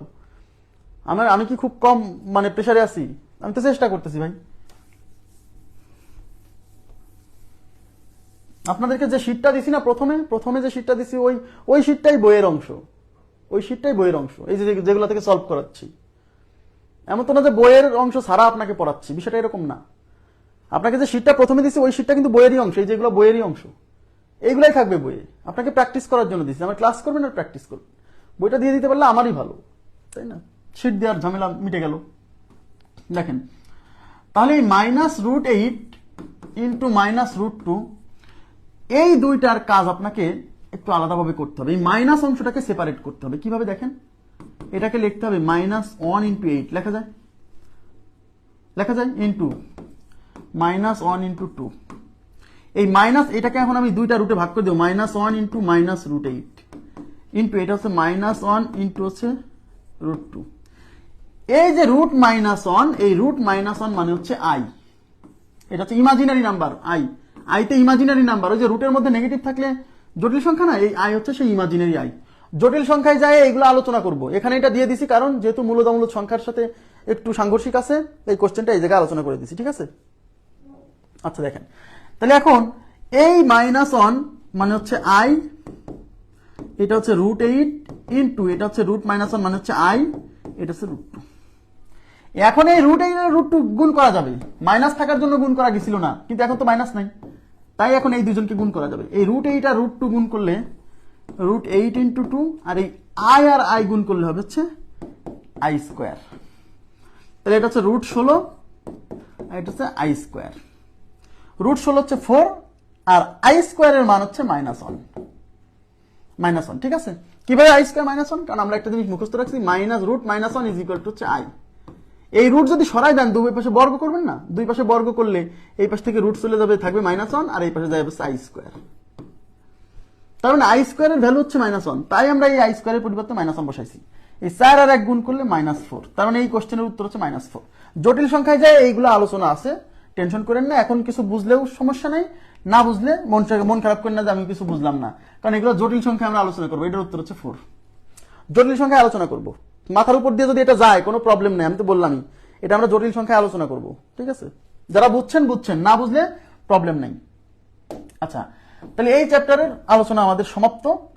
এখন আমরা মূলদ অমূলদ সংখ্যা সম্পর্কিত এই গল্পটা দেখব। দেখেন, আপনারা সবাই পিথাগোরাসের নাম শুনছেন? পিথাগোরাস, সবাই মনোযোগ দেন। পিথাগোরাস, এই পিথাগোরাসের নাম শুনলে প্রথমে আমাদের কি মনে আসে বলতে পারবেন কেউ? ভাই এটা মাথার উপর দিয়ে গেলে সমস্যা নাই, এটা জটিল সংখ্যার কোশ্চেন। আমি জটিল সংখ্যা যখন পড়াবো, জটিল সংখ্যার তো আলাদা ক্লাসই আছে, তখন আমি পড়াবো। তাহলে এটা এখানে কেন রাখলাম? কারণ এটা যে বিভিন্ন বই পুস্তকে মূলদ অমূলদের মধ্যে রেখে দিছে, আমি যদি না পড়াই আপনি যাই বলবেন যে এই যেটা পড়াইনি। এখন তাদেরকে কিভাবে বোঝাবো এটা জটিল সংখ্যার কোশ্চেন, যারা নিজেদের বইয়ে ওখানে রেখে দিয়েছে?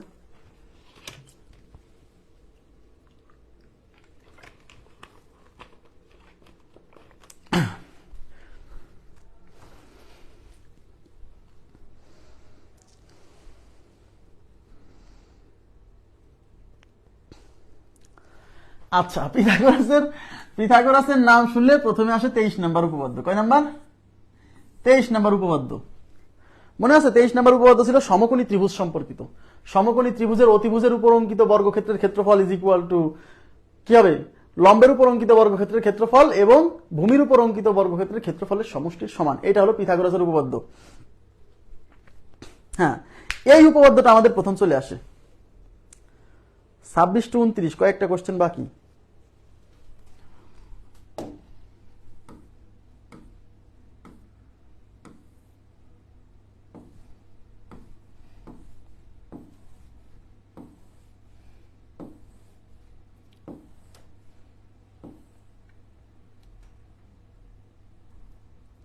কোনো কোশ্চেন বাকি নাই, কোনো কোশ্চেন বাকি নাই। এই যে খালি খালি একটা বাকি বললেন আপনি। দেখেন, তো এই পিথাগোরাস আমাদের একটা উপপাদ্য দিছিল, সেই উপপাদ্যটা খুবই গুরুত্বপূর্ণ ছিল, সেটা আমি বলে দিছি। সেই পিথাগোরাসের উপপাদ্যটা হচ্ছে সমকোণী ত্রিভুজ সম্পর্কিত। একটু বলে নিই, পিথাগোরাসের উপপাদ্যটা কি সম্পর্কিত? সমকোণী ত্রিভুজ সম্পর্কিত। একটু মনোযোগ দেন। আপনারা সবাই পড়ছেন সমকোণী ত্রিভুজের এই যেটা, এই বড় বাহু, এটা হচ্ছে অতিভুজ, অতিভুজকে সি দ্বারা প্রকাশ করে। এটা হচ্ছে লম্ব, এটা হচ্ছে ভূমি। তাহলে এই পিথাগোরাসের উপপাদ্য ছিল সেই অতিভুজ স্কয়ার মানে সি স্কয়ার, এই যে এই অতিভুজ স্কয়ার ইকুয়াল টু লম্ব স্কয়ার প্লাস ভূমি স্কয়ার মানে A square plus B square. এটা হলো পিথাগোরাসের উপপাদ্যের শেষ লাইন। এই যেটা C square is equal to A square plus B square, এটা হচ্ছে পিথাগোরাসের উপপাদ্যের শেষ লাইন। হ্যাঁ, তো পিথাগোরাস এই উপপাদ্যটা আমাদেরকে দিছে সমকোণী ত্রিভুজ সম্পর্কিত। আবার বলছি, তো পিথাগোরাস এই উপপাদ্য বিখ্যাত। পিথাগোরাস আরেকটা জিনিস মনে করতো, এদিকে তাকান, এবার গল্পটা বোঝার চেষ্টা করেন, এটা এখান থেকে ফিল করার চেষ্টা করেন, কিছু জিনিস লাগবে। পিথাগোরাস আরো মনে করতো যে কোনো সংখ্যাকেই দুইটা সংখ্যার অনুপাতে প্রকাশ করা যায়। মানে পিথাগোরাসের কাছে যদি কেউ এসে বলতো যে স্যার এই সংখ্যাটাকে দুইটা পূর্ণ সংখ্যার অনুপাতে প্রকাশ করেন, তো পিথাগোরাস সাথে সাথেই বলে দিত যে এটার অনুপাত হচ্ছে এত। যেমন পিথাগোরাসকে যায় যদি বলে স্যার 1.5 কে দুইটা পূর্ণ সংখ্যার অনুপাত বলেন, তো বলবে এইটা হলো 3/2। পিথাগোরাসকে যে সংখ্যাই দেন সে এরকম দুইটা পূর্ণ সংখ্যার অনুপাতে প্রকাশ করবে। আর দুইটা পূর্ণ সংখ্যার অনুপাতে প্রকাশ করা মানে কি? p/q আকারে প্রকাশ করা মানে কি মূলদ সংখ্যা না? হ্যাঁ, তাহলে পিথাগোরাস কি মনে করতো? পিথাগোরাসের এই উপপাদ্যটা জানতো পিথাগোরাস, মানুষও জানতো তখন, মানে সে জানাই দিছে। আর সে মনে করতো, পিথাগোরাস মনে করতো যে সকল সংখ্যাকেই এরকম দুইটা পূর্ণ সংখ্যার অনুপাতে প্রকাশ করা যায়। তখন পর্যন্ত তার নাম মূলদ অমূলদ কিছু হয়নি, কিন্তু সে মনে করত। এখন পিথাগোরাসের এক শিষ্য ছিল, তার নাম হচ্ছে হিপ্পাসাস। হিপ্পাসাস, এই হিপ্পাসাস একদিন এসে বলে, কি হয়েছে? আমার নেট সমস্যা, তাই কি আসলেই?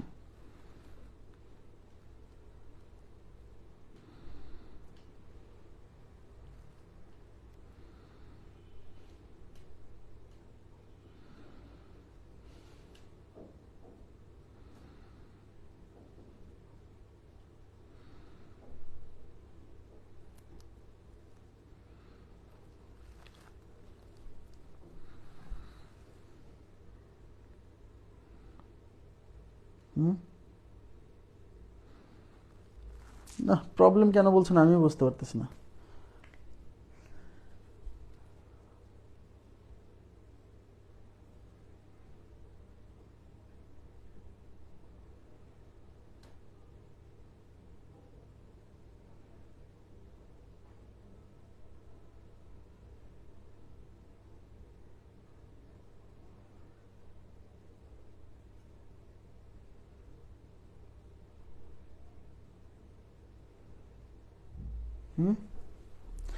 দাঁড়ায় গেছে।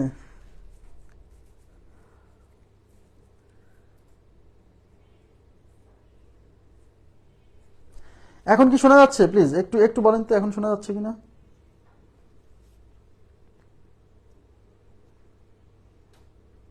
এখন কি ঠিক আছে? এখন কি ঠিক আছে? এখন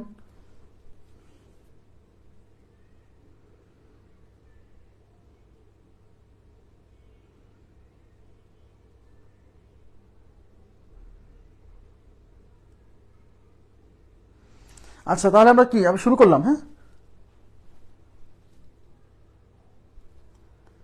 আচ্ছা আচ্ছা, দেখেন তাহলে পিথাগোরাসের উপপাদ্য, এই যে পিথাগোরাসের উপপাদ্য হচ্ছে সমকোণী ত্রিভুজ সম্পর্কিত। সেই উপপাদ্যটা কি? অতিভুজ স্কয়ার ইকুয়াল টু লম্ব স্কয়ার প্লাস ভূমি স্কয়ার। এটা হচ্ছে পিথাগোরাসের উপপাদ্য সমকোণী ত্রিভুজ সম্পর্কিত। অতিভুজ স্কয়ার ইজ ইকুয়াল টু লম্ব স্কয়ার প্লাস ভূমি স্কয়ার। ওকে, আচ্ছা, তাহলে পিথাগোরাসের উপপাদ্য, পিথাগোরাস এই উপপাদ্যটা তখন প্রমাণ করছে যে কোনো সমকোণী ত্রিভুজের অতিভুজ স্কয়ার ইজ ইকুয়াল টু এই লম্ব স্কয়ার প্লাস ভূমি স্কয়ার, মানে লম্ব স্কয়ার আর ভূমি স্কয়ার যোগ করলে যা হবে অতিভুজ স্কয়ার করলে তাই হবে। এবং পিথাগোরাস আরো একটা জিনিস জানতো, যে কোনো সংখ্যাকে দুইটা পূর্ণ সংখ্যার অনুপাতে প্রকাশ করা যায়। এটা পিথাগোরাস জানতো, মনে করতো যে যে কোনো সংখ্যাকে দুইটা পূর্ণ সংখ্যার অনুপাতে প্রকাশ করা যায়। যেমন পিথাগোরাসকে আপনি যদি বলেন যে গুরু 1.5 এর 5 কে দুইটা সংখ্যার অনুপাত বলেন তো, বলবে এটা হলো 3/2। এই যে 3/2 মানে কিন্তু 1.5। এরকম পিথাগোরাসকে আপনি যে সংখ্যাই দেন না কেন, সে এরকম ওই সংখ্যাকে দুইটা পূর্ণ সংখ্যার অনুপাতে প্রকাশ করবে। আর দুইটা পূর্ণ সংখ্যার অনুপাত মানেই তো p/q, p/q আকারে প্রকাশিত হচ্ছে, মানে মূলদ সংখ্যা। ঠিক আছে, যদিও তখন মূলদ অমূলদ সংখ্যা বের হয়নি, কিন্তু পিথাগোরাস মনে করত যে যে কোনো সংখ্যাকে এরকম দুইটা পূর্ণ সংখ্যার অনুপাতে প্রকাশ করা যায়, এটা মনে করত। তো পিথাগোরাসের একটা শিষ্য ছিল, সেই শিষ্যের নাম হচ্ছে হিপ্পাসাস। পিথাগোরাসের শিষ্যের নাম হচ্ছে হিপ্পাসাস। আচ্ছা, এই হিপ্পাসাস একদিন এসে পিথাগোরাসকে বলছে যে স্যার, আপনার সমকোণী ত্রিভুজ সম্পর্কিত এই উপপাদ্যটা ভুল, অথবা এই কনসেপ্ট ভুল যে যে কোনো সংখ্যাকে দুইটা পূর্ণ সংখ্যার অনুপাতে প্রকাশ করা যায়।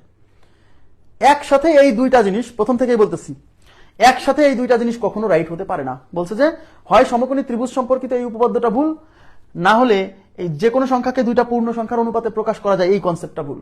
তো পিথাগোরাস এটা খুব মাইন্ড করছে যে আরে আমি সারা জীবন ধরে একটা উপপাদ্য বের করছি, আর তুই এখন এসে বলিস এটা ভুল, তাহলে প্রমাণ করতে হবে। তো পিথাগোরাস বলছে কিভাবে ভুল তুমি বলো তো।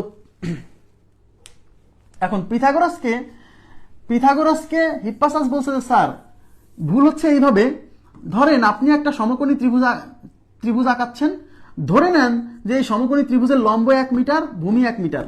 বলছে যে তাহলে এই লম্ব 1 মিটার, ভূমি 1 মিটার এরকম সমকোণী ত্রিভুজ কি অস্তিত্ব আছে? অস্তিত্ব আছে? তো মানে হিপ্পাসাস বলতেছে যে স্যার, ধরেন একটা সমকোণী ত্রিভুজ যার লম্ব 1 মিটার, ভূমি 1 মিটার, এরকম সমকোণী ত্রিভুজের অস্তিত্ব আছে? হিপ্পাসাস বলতেছে পিথাগোরাসকে। পিথাগোরাস বলছে হ্যাঁ আছে। বলছে তাহলে স্যার এই আপনার এই সূত্রের সাহায্যে বা এই উপপাদ্যের সাহায্যে এই সমকোণী ত্রিভুজের এই অতিভুজের মানটা বের করেন, মানে এই সির মানটা বের করেন। আপনার এই উপপাদ্য যদি রাইট হয় তাহলে এই উপপাদ্যের সাহায্যে এই সমকোণী ত্রিভুজের অতিভুজের মান বের করেন। বলছে আচ্ছা ঠিক আছে, তাহলে অতিভুজ স্কোয়ার ইজ ইকুয়াল টু লম্ব হচ্ছে 1 স্কোয়ার, ভূমি হচ্ছে 1 স্কোয়ার, তাহলে C square is equal to 1 square মানে 1, 1 স্কোয়ার মানে 1, তাহলে C square is equal to হচ্ছে 2, তাহলে সি ইকুয়াল টু কত √2, এই স্কোয়ারটা ওই পাশে রুট হবে, এটা তো বোঝেন। তাহলে সি ইজ ইকুয়াল টু √2 বলছে যে স্যার আপনার এই উপপাদ্যের সাহায্যে এই সমকোণী ত্রিভুজের এই অতিভুজের মান হচ্ছে √2, তার মানে এই সমকোণী ত্রিভুজের এই অতিভুজের বাহুর দৈর্ঘ্য √2, এটা তো শিওর। বলছে হ্যাঁ। বলছে এবার আপনি এই √2কে এখন আপনি দুইটা পূর্ণ সংখ্যার অনুপাতে প্রকাশ করে দেখাবেন। যদি আপনি এই √2কে দুইটা পূর্ণ সংখ্যার অনুপাতে প্রকাশ করে দেখাতে পারেন তাহলে এইটাও রাইট, এটাও রাইট। আর যদি √2কে দুইটা পূর্ণ সংখ্যার অনুপাতে প্রকাশ করে দেখাতে না পারেন তাহলে এইটা রাইট হলে এইটা মানে এই যে দুইটা পূর্ণ সংখ্যার অনুপাতে যে প্রকাশ করা যায় এই কনসেপ্ট ভুল। এটা হিপ্পাসাস বলছে পিথাগোরাসকে। এবার পিথাগোরাস কি করতেছে, এই √2কে দুইটা পূর্ণ সংখ্যার অনুপাতে প্রকাশ করার চেষ্টা করতেছে, কিন্তু পারতেছে না। √2কে দুইটা পূর্ণ সংখ্যার অনুপাতে প্রকাশ করার চেষ্টা করতেছে পিথাগোরাস, কিন্তু পারতেছে না কেন? কারণ √2কে তো দুইটা পূর্ণ সংখ্যার অনুপাতে প্রকাশ করা যায় না। তো পিথাগোরাস অনেক চেষ্টা করছে কিন্তু করতে পারে নাই। তো পিথাগোরাস মনে করছে যে এটা মনে হয় আমার এখন মনে হয় ভুল হচ্ছে, কিন্তু এটা হবে, মানে পিথাগোরাসের চিন্তা যে এটা হবে, দুইটা পূর্ণ সংখ্যার অনুপাত হবে, এখন হয়তো পারতেছি না। এই জন্য সে খুব মাইন্ড করছে বিষয়টা, কারণ মিলাতে পারেনি, প্রমাণ করতে পারেনি। এবার তারা হচ্ছে মানে মেডিটেরিয়ান সি দিয়ে এক দেশ থেকে আরেক দেশে যাচ্ছিল। মেডিটেরিয়ান সি মানে ভূমধ্য সাগরের মধ্য দিয়ে জাহাজে করে এক দেশ থেকে আরেক দেশে যাচ্ছিল। তো পিথাগোরাসের অনেকগুলো শিষ্য একসাথে যাচ্ছিল। তো ওই রাতে পিথাগোরাসের অন্য যে শিষ্যরা আছে তারা কি করে, ঘুমন্ত অবস্থায় হিপ্পাসাসকে ওই জাহাজ থেকে পানিতে সমুদ্রের মধ্যে ফেলে দেয়, আর ওখানেই হিপ্পাসাসের মৃত্যু হয়। তার মানে পিথাগোরাস হিপ্পাসাস একটা সত্য কথা বলার জন্য তার মৃত্যু হলো, যে স্যার আপনার এই উপপাদ্য রাইট, নাহলে এইটা রাইট, দুইটা একসাথে রাইট হতে পারে না। আর তার অন্যান্য শিষ্য যারা আছে, অন্ধ মুরিদ যাদেরকে বলে, তারা কি করলো, ওই লোকটাকে ঘুমন্ত অবস্থায় পানির ভিতর ফেলে দিল মেডিটেরিয়ান সিতে, এবং ওখানেই তার মৃত্যু হলো। এবং সত্যি কিছুদিন না, অনেক দিন পরে দেখা গেল যে আসলেই সংখ্যা জগতে কিছু সংখ্যা আছে যাদেরকে দুইটা পূর্ণ সংখ্যার অনুপাতে প্রকাশ করা যায় না। সংখ্যা জগতে সত্যি কিছু সংখ্যা আছে, অনেক সংখ্যা আছে, কোটি কোটি লাখ লাখ অসংখ্য, যাদেরকে দুইটা পূর্ণ সংখ্যার অনুপাতে প্রকাশ করা যায় না, কিন্তু পিথাগোরাস মনে করছিল যায়। তাই সেই সকল সংখ্যাকে যাদেরকে দুইটা পূর্ণ সংখ্যার অনুপাতে প্রকাশ করা যায় না তাদের নাম দেওয়া হলো অম্লদ সংখ্যা। আর এই অম্লদ সংখ্যার জনক করা হলো হিপ্পাসাসকে, ওই যে হিপ্পাসাস যে মারা গেছিল, এই অম্লদ এটা বলার জন্য যে দুইটা পূর্ণ সংখ্যার অনুপাতে প্রকাশ করা যাবে না স্যার। তাহলে অম্লদ সংখ্যার জনক হচ্ছে হিপ্পাসাস। তাহলে অম্লদ সংখ্যার জনককে হিপ্পাসাস, এটা মাথায় রাখেন, এই ইনফরমেশনটা পরীক্ষা আসার মতো। অম্লদ সংখ্যার জনককে হিপ্পাসাস। কেন তাকে জনক করা হলো? কারণ সে অম্লদ সংখ্যা সম্পর্কে প্রথম ধারণা দিচ্ছে যে এদেরকে দুইটা পূর্ণ সংখ্যার অনুপাতে প্রকাশ করা যায় না। তখনও এদের নাম অম্লদ ছিল না, কিন্তু যখন এদের নাম অম্লদ করা হলো তখন তাকে স্মরণ করা হলো, এবং তার নামানুসারে তাকে এটা কি করা হলো, জনক করা হলো। তাহলে আশা করি এই মূলদ অম্লদ আমি যে গল্পটা বললাম এই গল্পটা কিছুটা ফেব্রিকেটেড, মানে এর মধ্যে কিছু সংযোজন আছে, কিছু বিয়োজন আছে, একদম 100% গল্পটা এরকম না। হ্যাঁ, এটা আবার কাউকে রেফারেন্স দিয়েন না, ঠিক আছে? মানে এরকমই ঘটনাটা, বাট একদম 100% কিছুটা ফেব্রিকেটেড, গল্পের মধ্যে কিছু মিক্সিং আছে, মানে জাস্ট বোঝানোর জন্য। হ্যাঁ, আচ্ছা, এখন প্রশ্ন হচ্ছে যে মূলদ অমূলদ সংখ্যার সমাপ্তি এখানেই। আমি আমার জানার সবটুকু আপনাদেরকে দিয়ে দিছি, কিছুই রাখি নাই ভিতরে। মানে রিয়াদ হোসেন যা জানে মূলদ অমূলদ সম্পর্কে আপনাদেরকে সবটুকুই পড়াইছি। এর মধ্যে আমি বারে বারে বলছি কতটুকু ইম্পর্টেন্ট, বেশি ইম্পর্টেন্ট, সেইগুলো জায়গা আপনি মার্ক করে রাখবেন, ভালো করে পড়বেন। আমি আবারও বলি, বেশি পড়ার কোনো বিকল্প নাই। আপনি বেশি পড়লেই কেবল আপনার চাকরি হবে, ভালো চাকরি। কম পড়ে ভালো চাকরি পাইছে এরকম লোক নাই, ঠিক আছে? তো বেশি পড়েন, বেশি জানেন, চাকরির পরীক্ষায় নিজেকে আগায় রাখেন। ইংরেজি অঙ্কে তুখর হন, চাকরিতে আপনার আটকাবে না। চাকরিতে আটকায় কার? যার ইংরেজি অঙ্কের দক্ষতা নাই, ঠিক আছে? তো আগামীকাল হবে জ্যামিতি ক্লাস, আগামীকাল এবং পরশু 2 দিন পর জ্যামিতি ক্লাস হবে। জ্যামিতি ক্লাস খুবই দারুণ হবে, আশা করি আপনারা উপস্থিত থাকবেন।